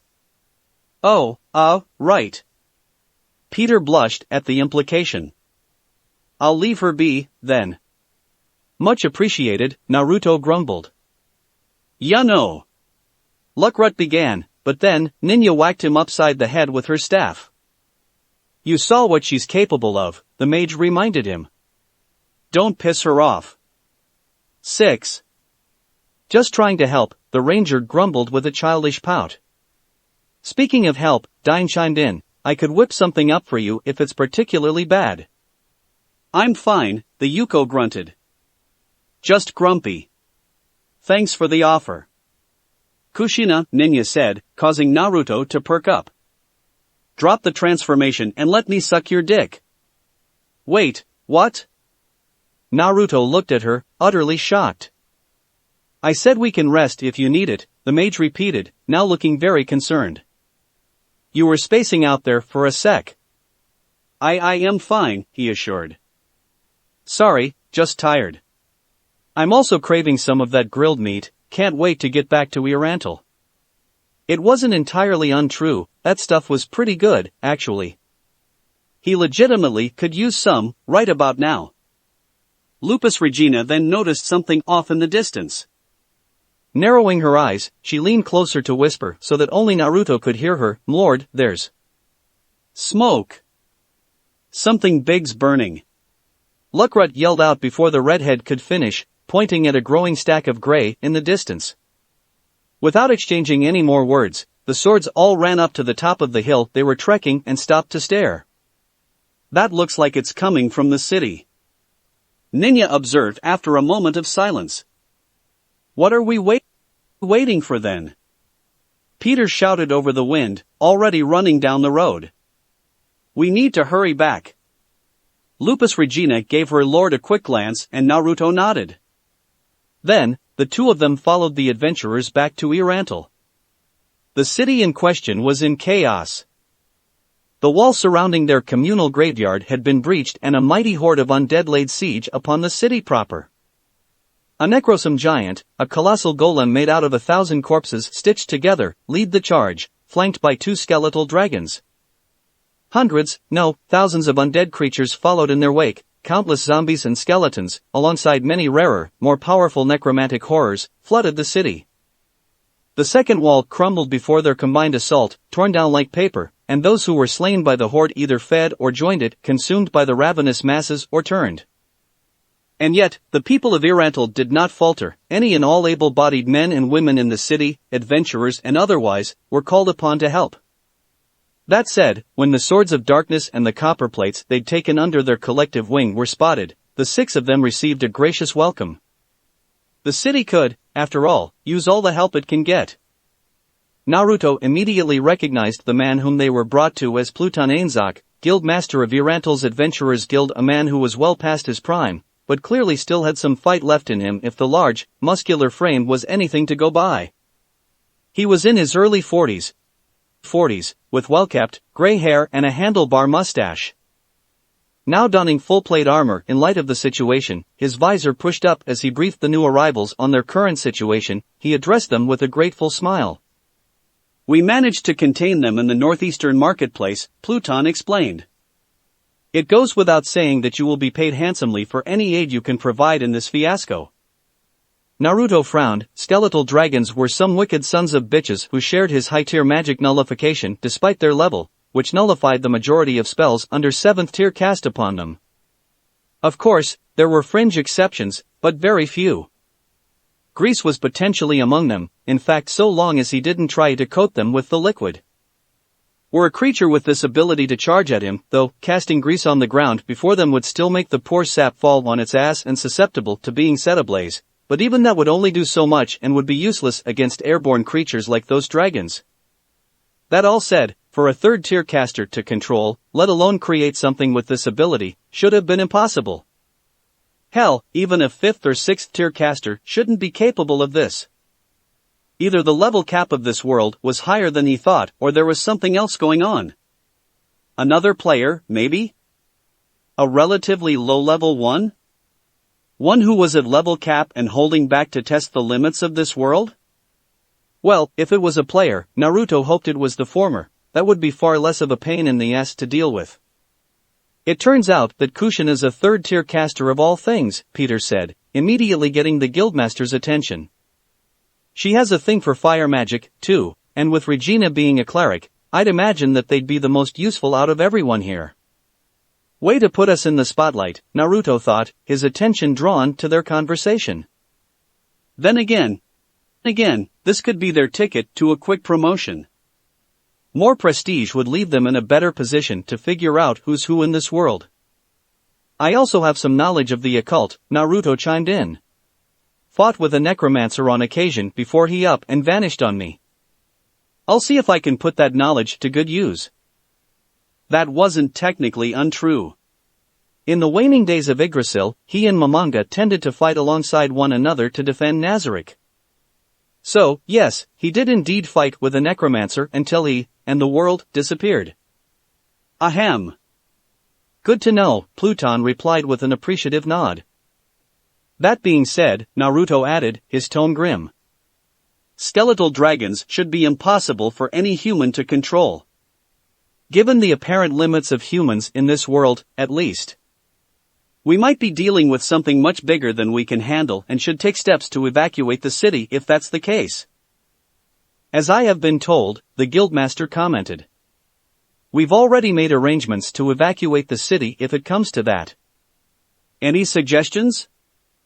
Any magic below 7th tier is also useless against them, the Yuko added. Even I won't be of much use against them directly, but... That was entirely false. One explosion, maybe 2 for good measure, and they're gone. Hell, that crystal he still had would also work. But, he had an alternative. Go on, Pluton urged. It's impossible for anything short of a god to control a naturally occurring one, Naruto explained, let alone 2, so might be safe to assume that they were created. Maybe by a lich or a powerful vampire? He'd heard those existed in this world, though they were rare, and Naruto had no idea how powerful they were in comparison to the ones found in Yggdrasil. If that's the case and we do manage to kill whatever's controlling them, they should deactivate, for lack of a better way to put it? Excellent. The guildmaster smiled in approval. Clearly, this girl knew her shit. After spending so much time on the Katsa Plains himself, Pluton was very much able to confirm her observations from years of experience. You and Regina will be sent to the front lines to help try and push the hordes back. Then, he turned his attention to the Swords of Darkness. You four, meanwhile, are to assist in taking out the undead those dragons keep raising. Of course, by manage to contain them, Pluton meant the giant got its foot stuck in the basement of a storehouse, and that was it. The damn thing was still being a problem, and the Northeast as a whole was a complete and utter shitshow. As it turned out, those fires had been started by the adventurers to help keep the dead at bay and funnel them into choke points for the gold and higher fighters they still had to wreak havoc upon said horde. Even then, though, it was a two-sided meat grinder, and unfortunately for the city, that left the dragons unattended. And they quite literally went to town, raising several more undead in their collective wake. Naruto and Lupus Regina were sent to the southernmost battle group, where the bulk of the undead had been steered. A burly man with golden hair turned to address them. So you're the greenhorns who came to help? The man was quite clearly a bard, given his gaudy attire and loot. By his necklace, he was a mithril plate, likely serving as support while coordinating the troops. We are, Naruto replied, giving the whole scene a quick look. They were holding out, but just barely. A few creatures in particular were giving them a lot of trouble. In particular, there were no less than 8 egg-shaped undead writhing, floating masses of innards known as organ eggs. They kept sniping and snatching at people with their intestines, constantly harassing the shield wall while the masses divided their attention. We need to push forward, but we are making no progress, the bard lamented. He then gave Naruto an odd look. You seem way too young to be a third tier. I feel like I'll be getting that a lot in my career, Naruto sighed, giving him a helpless shrug. But I'm not the only third tier between us. The kitsune turned to his companion. Keep them not dead, Regina, he said, before doing the unthinkable. He leapt over the shield wall and into the fray before anyone could react, hopping off of many a zombie's head along the way. Kekushina! Lupus Regina shouted in dismay. What the hell are you doing? The bard was equally shocked at what Naruto had done. Pushing forward, the Yuko shouted back. I'll slow them down for you while getting to the root of the problem. Then, to the shock of many, he started dancing around the undead, ducking and weaving over and under them and their attacks. It was like she knew their every move before they were even made. Grease! A massive chunk of the horde beside her fell flat on their faces as their footing was immediately lost. Then, Naruto slid under a sword strike on his knees, narrowly avoiding her head being cut off, before spinning in the air and igniting the puddle she left behind. Firebolt! And with that, no less than 24 undead went up in smoke right then and there, the creature's weakness to fire being their undoing. Landing on his feet and gracefully sidestepping an organ egg's intestines before he could be impaled, he killed it, too, and pressed on. Scorching ray! That girl, a nearby mage muttered. It's like she's untouchable. Indeed he was, at least to these paltry beasts, and as he'd assured, the undead hordes started to give way, allowing the warriors to press forward. Those organ eggs dropped like flies as well in Naruto's wake, though a few were taken out by Lupus Regina. Meanwhile, kill her, kill her, kill her! A certain, bald, pale man was distinctly less impressed as this child cut through his forces like a hot knife through butter. Literally everything she attacked went down in one shot. Even the higher tier undead. This shouldn't have been possible, even with their weakness to fire being taken into account. Kajit snarled. Well, if you want something done, do it yourself, as the old saying goes. So, raised his hand, the one holding the glowing death orb, into the air. He opened his mouth, probably to cast a spell of his own, but then, he was already dead. A massive hole was in his chest, smoldering in the wake of Naruto's latest attack. Kneeling down, Naruto took the orb from the man's death grip and examined it. The little ball seemed to radiate with the power of death itself. He didn't recognize it, though. Then, he heard a voice in the back of his head. "You are a strange creature." Naruto perked up, looking at the item in his hand. The sensation wasn't too different from someone casting message, but he could tell that it came from the orb. "What makes you think so?" "You are not a species of demon I recognize." "I like to think I'm unique," the pseudo-blonde responded, cheekily. "Perhaps you are." And that was the end of their conversation as Naruto tucked the orb into his magic satchel. This was an interesting discovery. He'd never actually encountered an intelligent item before. They were quite rare in Yggdrasil. But he'd wasted enough time here. "I'll hand this to one of the overlords in the library. See what they have to say about it." Naruto stood up, turning to look towards the city. All he could see were the distant rabble and those corpses left smoldering in his wake. Bringing a hand up to his ear like he was holding an earbud, the disguised blonde cast message. "Lupus. Lupus. Yes, Lord Kurama? Tell me, has anything changed?" "I don't think so." "I see. Me lord? I'll need a bit more time to deal with this. Stay safe." Naruto then cut off the magical link and looked down at the dead necromancer. "So, you were only directing them," he mused, before shifting that attention to his surroundings. "If that's the case, then what is the source?" His knowledge of necromancy, courtesy of Momonga's help, told him an undead mob like this required some kind of a catalyst, which clearly wasn't the bald fucker. Looking around, he scoured the cemetery for anything that could be used as such. In time, he found what he was looking for. A secret entrance, hidden behind a stone pillar inside the ruined temple. Silent magic, invisibility. His lithe form shimmered and faded away like a lifting fog as he vanished from sight. Then, he fished out the thieves' tools in his inventory. As a rogue and ninja, he of course had a set in case they were needed, and it didn't take him long to find the hidden switch, or the poison dart trap, or to take the ladder apart without a peep. 7. Moments later, upon descending the stairs with his feather step ability, it was there that he found the other necromancers, presumably disciples of the bald crone on top. They sat in a circle around something. From where he was, he couldn't tell, but it almost looked like a person. A cute girl was in front of the staircase, wearing a black, hooded cloak and not much else from the look of it. She didn't seem to have noticed him. Naruto felt his heart race in her presence. "She smells nice." Naruto flinched, hearing Kurama's voice purr in the back of his head. "She's a looker, too, and clearly one of the bad guys. Surely this little treat is suitable for your pansy bitch ass." Naruto's eyebrow twitched violently at that. Great, now, his character was developing a mind of its own. Either that, or his demonic urges were literally driving him insane. "Love you too, bitch," Kurama snarked. "Come on, now. What are you waiting for? Priorities, damn it. We at least need to kill the zombies, first." The voice huffed. "Very well." Taking a deep breath, Naruto decided to kick this off with a bang. He just needed to get into a better position first, so, with that thought in mind, he slipped past her. Still being in the guise of Kushina, his smaller stature and relative lack of appendages proved rather helpful in that regard.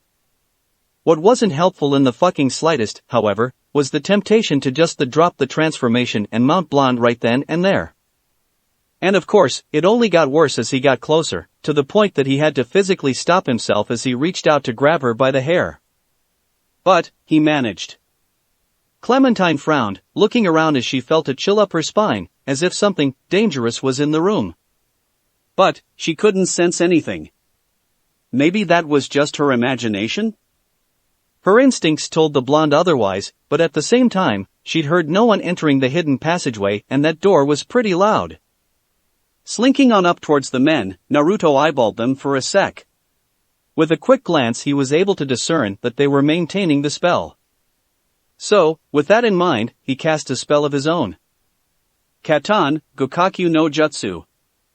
It was a ninja spell that made him spit out a large ball of fire. As such, he didn't need to recite its name while casting, and the poor bastards didn't know what hit them. As he spat out the ball of fire, 3 of the mages were engulfed and his invisibility broke. Their screams of agony were like music to his ears. Though he wasn't sure what to expect from the girl, he most certainly wasn't prepared for her to lunge at him with a maniacal cackle. But, thanks to his comical agility, that was not at all an issue as he hopped over her and cast another spell. Scorching Ray.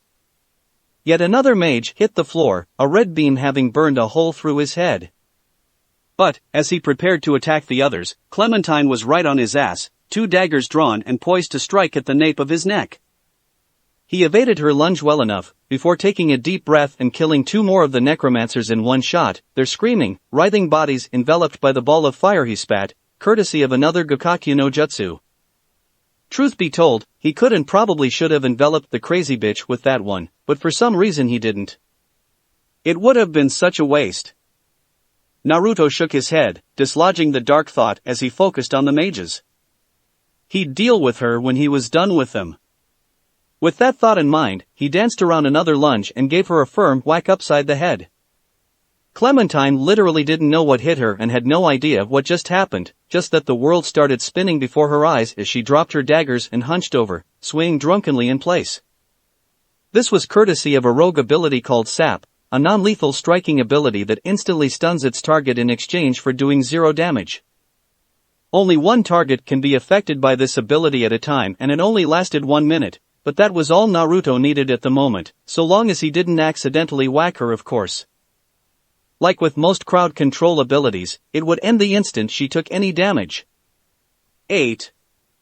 But, that wouldn't be an issue. So, with that out of the way, he stopped the surviving necromancers from escaping with another spell. Wall of Fire. The 2 remaining mages cried out in fear as their path was blocked by precisely that. Even though they were a safe distance away from it at the time, it still felt like their robes threatened to ignite.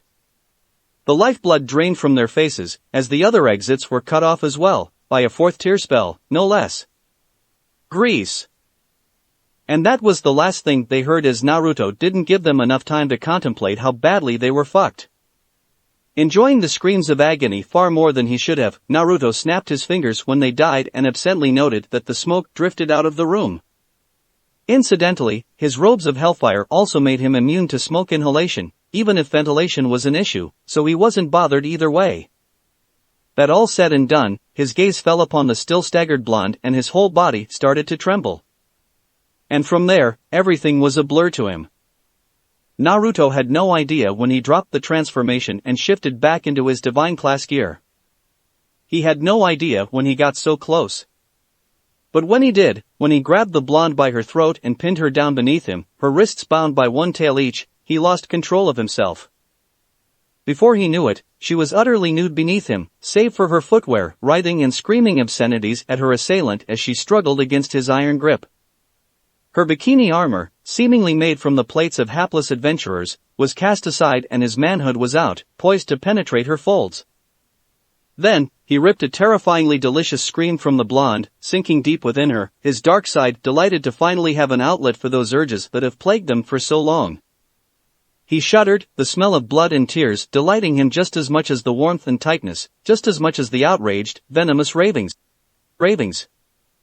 And then, he started to move, the first thrust tearing a yelp from his victim that made his hips move on their own, and soon enough, the sound of their loins meeting filled the room.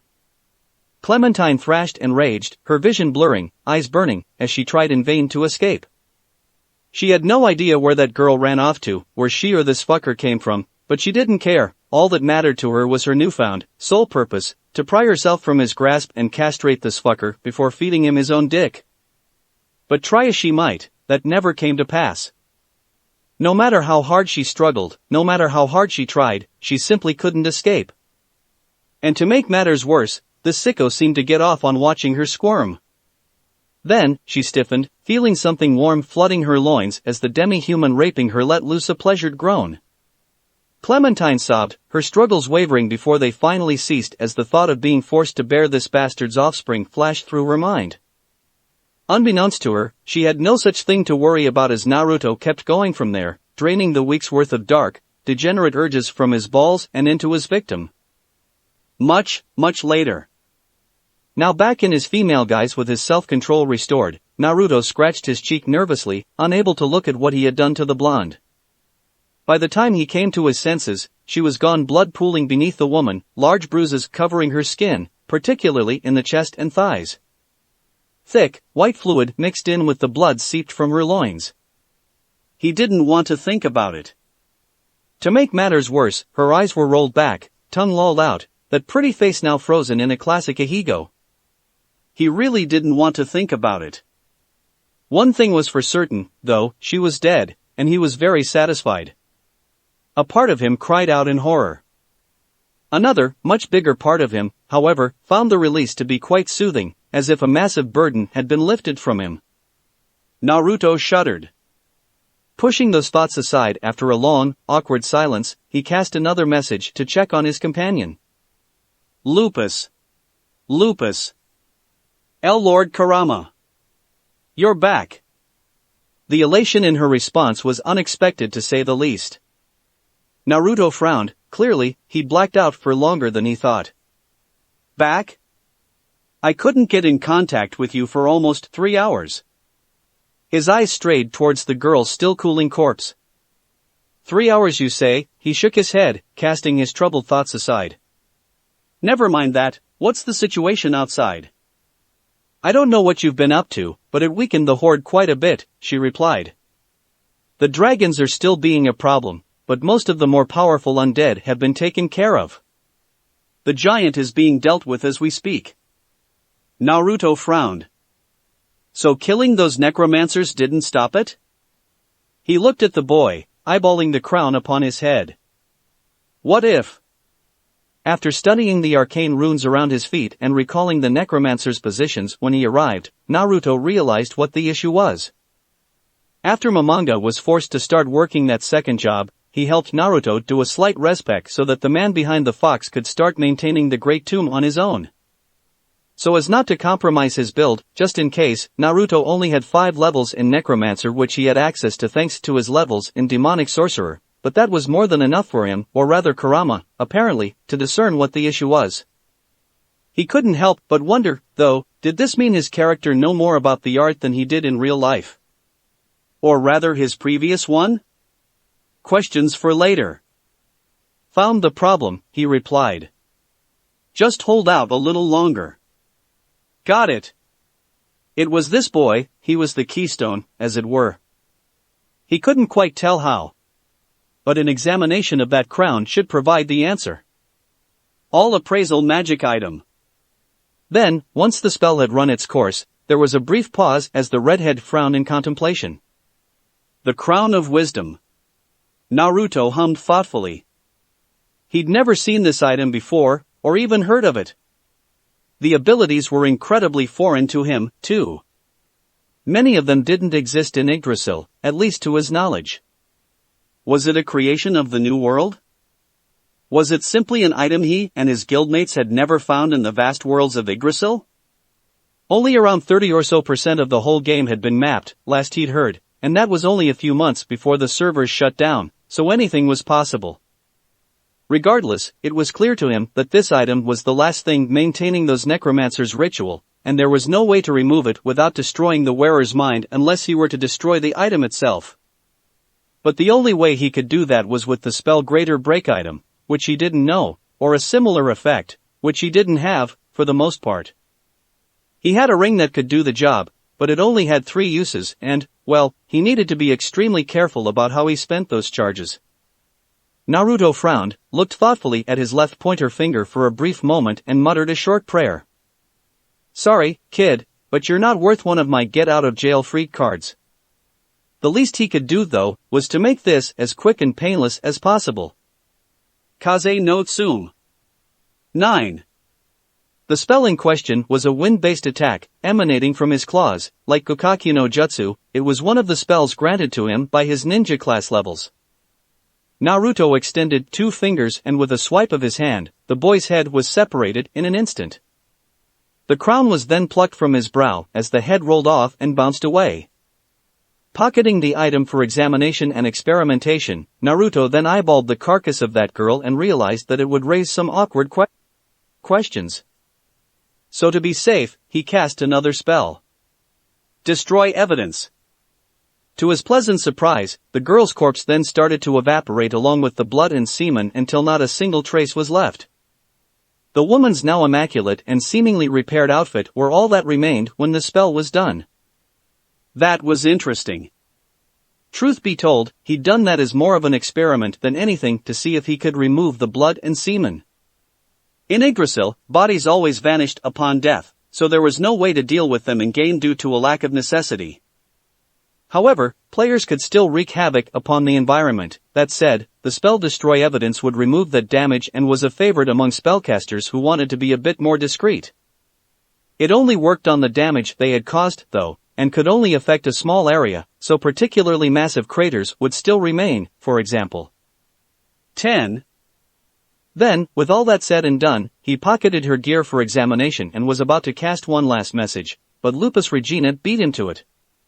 "Milord," she said, "the entire horde is dead." "Where are you?" "A secret chamber under the mausoleum," he replied. "I was about to inspect it when you called, actually." "Should I come to you?" "Don't venture off alone," he replied. "It'll raise suspicion. Let the bard know where I am and I'll meet you here." Right. The bard is dead, Lord." Naruto's eye twitched in mild irritation at her sheepish reply, but he said nothing. In all fairness, Hiyuko could only imagine how she had reacted to him being unresponsive for so long. Let whoever's in charge know, then. "As you wish, Lord." As the sun set, Naruto was sitting on a gravestone, the disguised Yuko kicking his legs and twirling his staff in a little display of girly cuteness while he waited for the adventurers to find him. "There she is," someone shouted, "Kushina." Naruto looked up and gave the man a friendly wave, more than a little relieved that Luckrut hadn't found him first. "Hi Peter," he chirped. "Come to rescue the damsel in distress?" He stood up and took on a cute, mocking pose. "You need to work on the timing."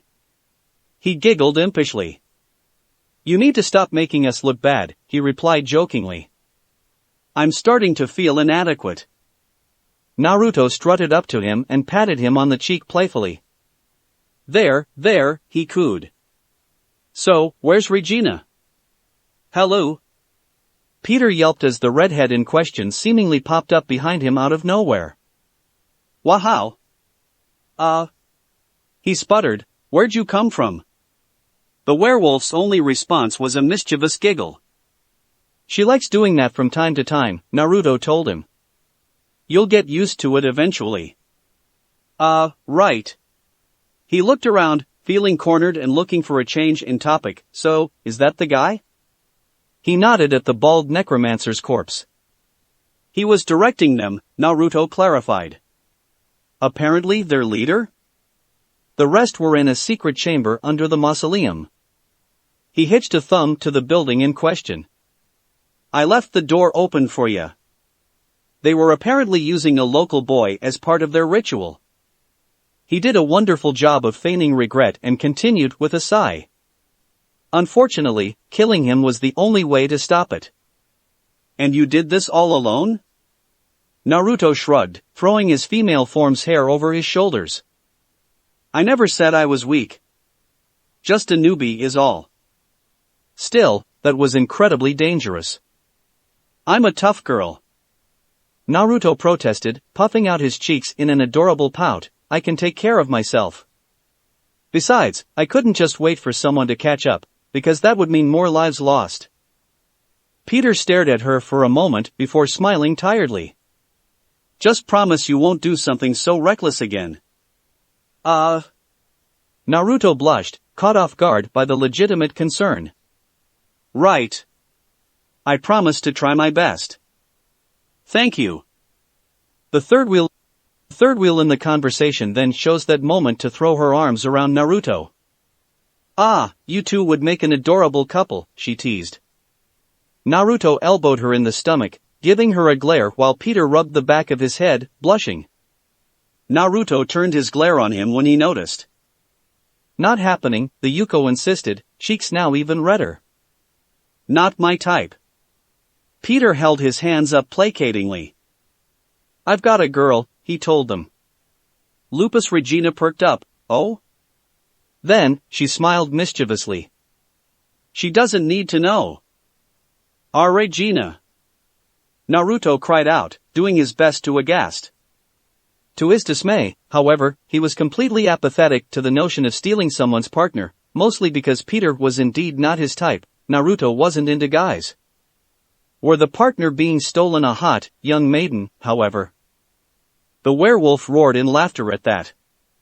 "Sorry, couldn't resist. You know I'll get you back for this, right?" Naruto deadpanned. "Yup." Naruto deflated with a heavy, exasperated sigh, knowing damn well that he'll find her antics fucking hilarious in hindsight. Awkwardness aside, where's the guildmaster? On his way, Peter told him, same goes for the rest of the team. The Yuko smiled brightly at that. Good to know. And so, they awaited Pluton's arrival, continuing to chat it up in the meantime as the swords of darkness gathered one by one in the cemetery. Naruto wasn't quite sure what this night had in store for him, but he thankfully had less shit to worry about, at least for now. Meanwhile, deep in the tomb of Nazarick, Demiurge found himself taking a moment to admire the 9th floor. Truly magnificent, he said with a fond smile. He enjoyed coming here on occasion, when he finished his duties, just to drink in the sights. It was quite therapeutic, to be honest. Every time he walked through here, he always had a smile upon his face, as it never failed to reinforce Demiurge's loyalty to the Supreme Ones, to his gods. To him, anyone who wasn't delighted by the grandeur of the realm of the gods, who wasn't sufficiently loyal to the supreme beings, was to be suspected of outright treason at best. As those thoughts passed through his mind, Demiurge turned the corner and gazed upon the personal living quarters of the last Supreme One, the one who stayed, the esteemed Lord Kurama. When he approached, however, Demiurge saw a number of servants exiting the room. Was it that time already? It didn't feel that late at all. Ever eager to do their job, the servants of Nazarick diligently scoured the 9th and 10th floors to ensure that everything was spotless, no less than twice a day, once in the morning, after breakfast, and once in the evening, just before dinner time. One of them was male, dressed as a butler. His uniform was all black, save for the white gloves. Demiurge knew not which one of the 10 manservants this man was, though, as he wore an identical face mask to the others. And just like the rest, he communicated solely through odd grunts and such. Standing before the butler, meanwhile, was a penguin. It was rather large for its species, standing nearly 2 feet tall, and wearing a tie, but it was indeed a penguin, or rather, that's what it appeared to be. It has been a while, Assistant Head Butler Eclair, Demiurge greeted. The large bird was Eclair. In truth, the creature was a birdman, the same species of heteromorph as Lord Perenroncino. Strangely enough, though, said species should be more humanoid in appearance, bearing arms and legs like a human, but with avian characteristics. Yet he looked just like a penguin. Demiurge always wondered how, but never why, this being was, after all, created by a supreme one, and it was nigh treasonous to question any of them. Pushing those thoughts aside, he then addressed the birdman. Is Albedo inside? Demiurge asked. Indeed, she is, Eclair replied with a bow. Upon leaving to gather information about this new world, Naruto had left her in charge. It had also become common knowledge by now that she conducted her business in his room rather than her own, for some reason. She also did nothing without Lord Kurama's approval, so the only one who would object was Sheltir, but the vampire in question was out and about as well, tasked with protecting that village Lord Kurama was so interested in, alongside Princess Fumiko. It's rare for you to come here, Demiurge commented. Aren't you typically put in charge of the guest rooms? Ah, yes, Eclair replied. I am, But with Seabass gone, it falls upon me to take on several of his responsibilities. In fact, I was discussing some of the finer details with Albedo. I see, so am I to assume that you will also be managing the floor? That duty is in the hands of head maid Pastonia, actually. I'm sure she'll do fine, managing this floor is nothing compared to cleaning it. I'm sure she will, Demiurge replied, his smile growing. I must ask, though, how do you manage to carry out your duties with those penguin hands of yours? Eclair laughed boisterously, whipping a comb out from somewhere, twirling it in a spectacular flourish before preening the golden feathers on the side of his head and answering Demiurge's question. My talent lies in overcoming my disadvantages, he declared, so that I may one day rule Nazarick. One would think that such a declaration was an act of outright heresy, but Eclair was created with that desire so no one questioned it. I am no mere penguin, after all, Eclair continued, but a rockhopper penguin created by Lady Ankoro Machi Machi with the duty of maintaining the great tomb's cleanliness. In that department, no one can compare to me. One could eat off the toilets I've tended to. Demiurge was not about to test that, but took his word for it while offering the penguin a respectful bow. It would seem that I've been rude, he said. Eclair seemed to disregard it, signaling to the masked butler. Carry me. The manservant grunted and picked him up, tucking the birdman under one arm. I will be taking my leave, then, Demiurge. Duty calls. Farewell, Eclair.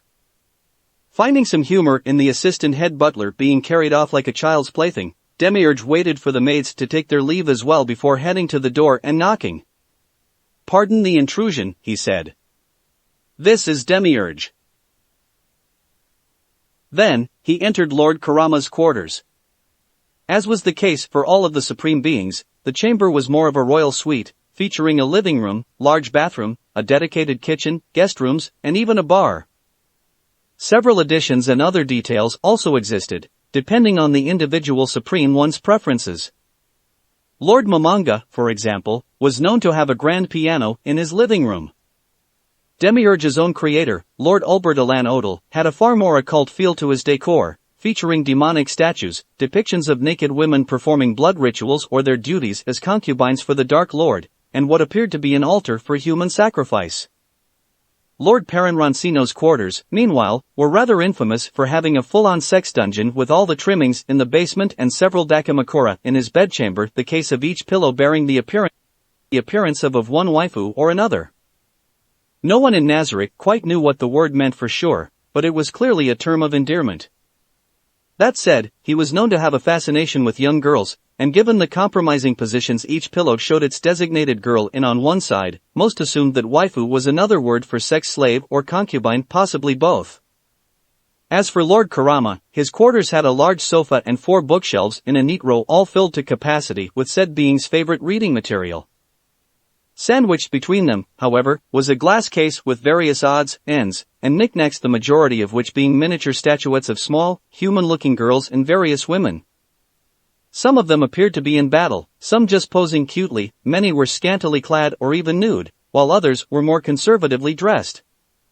This cabinet was apparently called an otaku shrine, though Demiurge hadn't the foggiest clue what that term meant either.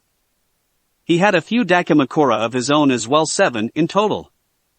One depicted a young-looking pink-haired angel garbed in white with 2 short pigtails done up in white bows and long, flowing locks in the back, one of a young human girl with brown hair and red eyes, dressed as a magic caster, and finally one of a dark-skinned woman with white hair, green eyes, odd proportions, and feline traits, appearing to be a demi-human of some kind, or maybe a heteromorph, possibly a hybrid?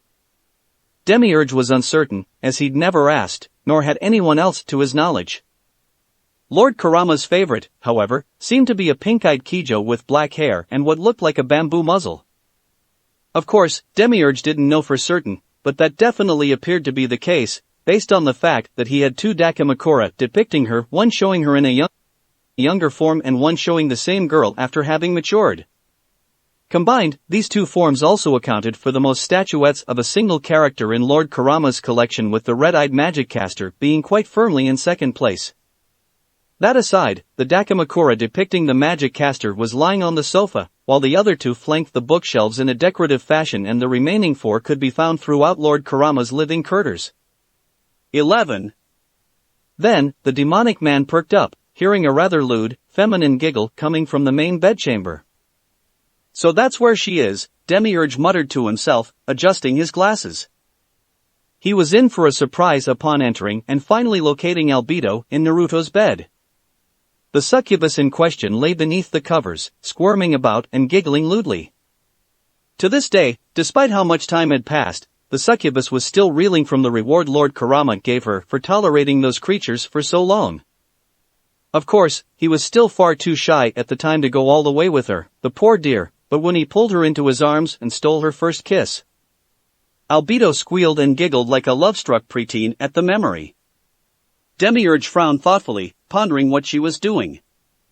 What manner of fell sorcery is that woman up to now? This was far from the first time he'd caught her acting weird. He shrugged and called out to her. Albedo. The succubus perked up at that, poking her head out from under the covers to give him a curious look. What are you doing in Lord Kurama's bed? I want him to be enveloped with my fragrance when he finally returns, she cooed. So that he can think of me when he is resting. She plopped back down and returned to squirming about like a cat marking her territory. Never mind the fact that his sheets would be changed before he had the chance to smell her perfume. Do try not to take it too far, Demiurge advised.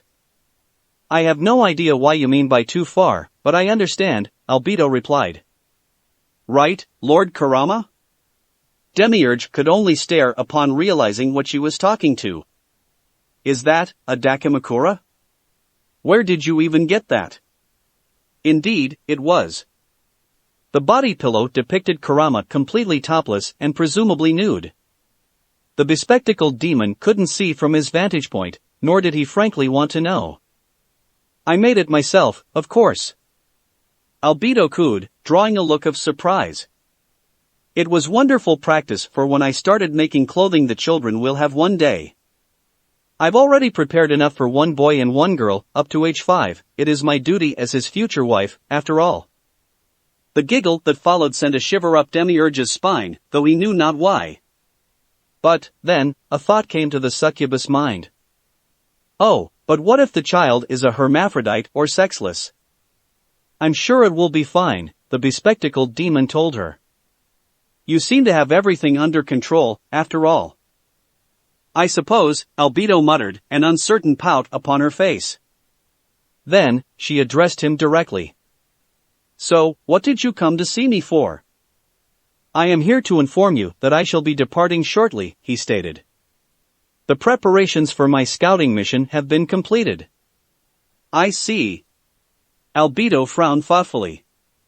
She knew full well what he was referring to. While Lord Kurama was out collecting information with Lupus Regina, Demiurge was assigned to head east and scout the Katsuplane. He wasn't the only one sent out either. With him gone, that meant their defenses were even weaker now. Only 3 of the Pleiades remained within the tomb, and the only floor guardians left were Victim, Gargantua, and Cocytus.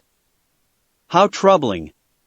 I feel as though I might not be able to perform my duties with so few of you still here, but I will do my best. If worst comes to worst, my little sister should suffice in repelling anyone foolish enough to attack while you're gone. There were also the other members of the 8th floor hierarchy if things got particularly bad, but Albedo didn't want to risk endangering one of them in particular for obvious reasons. Granted, Princess Fumiko was out on the field as well, but that only left Albedo even more inclined to look out for Princess Tayuya. I was under the impression that you couldn't wake her without Lord Kurama's permission, Demiurge commented. Which he has given, Albedo assured. If anyone dares to defile the home of the Supreme Ones in any way, I will make them wish they were never born. As you should, Demiurge replied with an approving smile. Then, he bowed. That said, I shall be off. Best of luck, Albedo. The succubus waved at him, making it clear that she was completely naked as the blankets fell, much to her colleagues' discomfort. You too. That's it for this reading. Hit like and subscribe for a free ticket pass going to the different worlds of anime fanfiction. Looking forward to having you on board again.